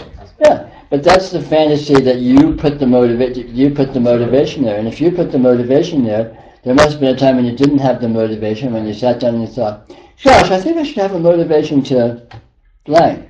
And that's not the way motivations actually work, is it? If you look at something that you're motivated to do, and go back to before you were motivated to do it, and look at what the transition was like. It's always a mysterious apparition. Mysterious is right, and it also seems to always have this quality of thinking it's necessary in some way. That something's necessary. Yeah. When it turns out, as far as I can tell, it doesn't seem to be, and nothing seems to be necessary in that way. Well, I mean, actually, of course, but in terms of interpretive frameworks, it can seem to be that way. Well, sure. I mean, but that's the point. I mean, as soon as you think something, as soon as you are that. Well, that's one of the. It's like your little, how to tell you're in fantasy. It's like how to tell you're in doing by thinking something's necessary, right? Yeah, sure. So, but it, I don't know. I'm sort of. The fact of the matter is, the only time anything happens is in the instant, and everything that appears in the instant is unpremeditated. Even if there seems to be premeditation, it appears unpremeditatedly. Okay. Yeah. Okay. Because the present moment has no duration. It has no rehearsal. It has no planning. How could it be? It's just bang. It's just here. It is. What's happening now is just happening. Yeah. It's not ramping up to happening. It's happening. It is. It is. Yeah. It's not happening. In that isness is spontaneous, is surprising, is completely unanticipatable. You can never know exactly what you're going to experience in the next instant. Never. Every detail of what you're going to show up in your experience in the next instant is a complete surprise. I was going to say earlier, like to your question, Irma, of questioning around the feeling or the feeling quality or feeling tone.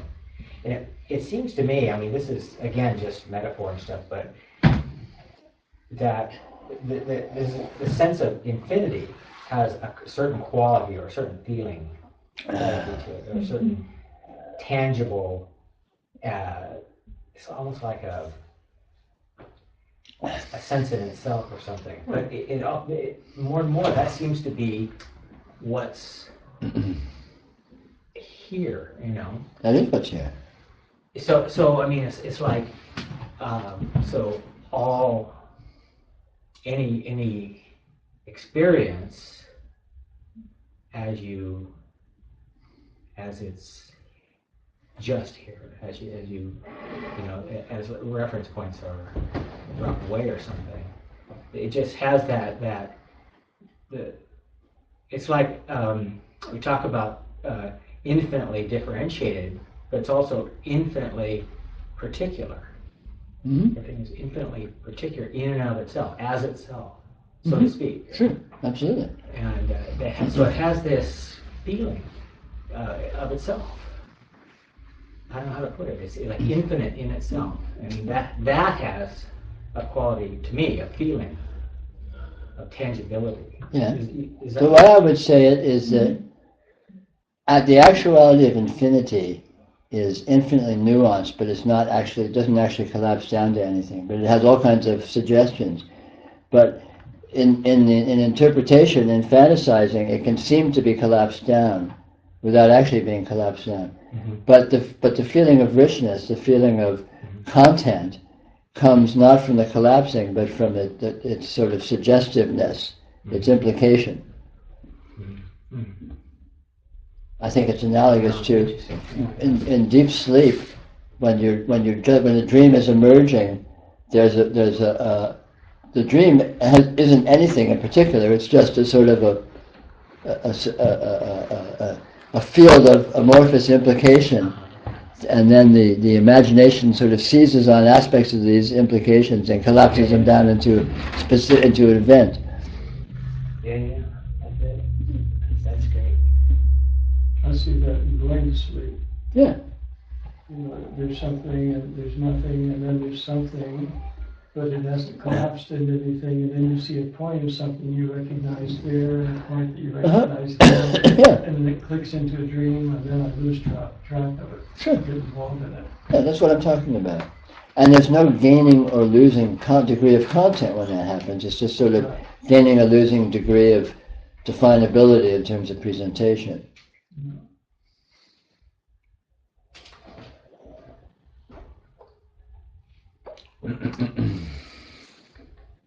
So waking is really no different than that either. It's Right. just maybe the sense of that suggestion. What did you call it? That you had a suggestion or Implication. implication? Yeah. It's like an endless field of sort of unresolved implication. Yeah. Flavorfulness that hasn't actually collapsed down into particularity. And this is the very essence of noticing. The essence of noticing is to be with your experience and let go into the field of implications that's present rather than being with it as a fixed interpretation. Yeah. It's like you gotta let go into the poetry of your experience rather than into the narration of your experience. I was just thinking about that, about the poetry, I mean. Yeah, because the narration is, oh, I'm sitting in a room and there's a light over there and a bookcase over there, people sitting on chairs. And the poetry is just all of a sudden there's just all of this flavor and mood and nuance. And you can't say what it is, but it's certainly not nothing. It's rich, it's pungent, it's poignant, right? Well, poetry does say things, but it says it in metaphors. Well, yeah, no, I'm not talking about... It's never identifying... Yeah, but poetry works yeah. because of this field of implication that Right. experience consists of. That's a great word, implication. Yeah. That's delicious. It's like when you wake up in the morning, before as you first enter into the waking state, before things collapse down to specific, there's sort of a flavor, sort of an amorphous cloud of implication and mood and flavor, subtle flavor, and then it sort of collapses down into, this is Thursday and such and this and that, and So a couple of things. One is more and more it feels like waking has dreaming and sleep and all other types of qualities in it as well. It's just that one quality seems to be more dominant. I don't know if it is or not. And so with dreaming, with dreaming, I feel a lot of waking. So like you were saying the other, that you kind of. Was it Lily? Someone, some female over there. Undifferentiated people. Anyway, so there's that, and then there's this. So like right now, all that's occurring. It's not like three things even. It's just this. Sure. This what did you call it? This. Implication? It's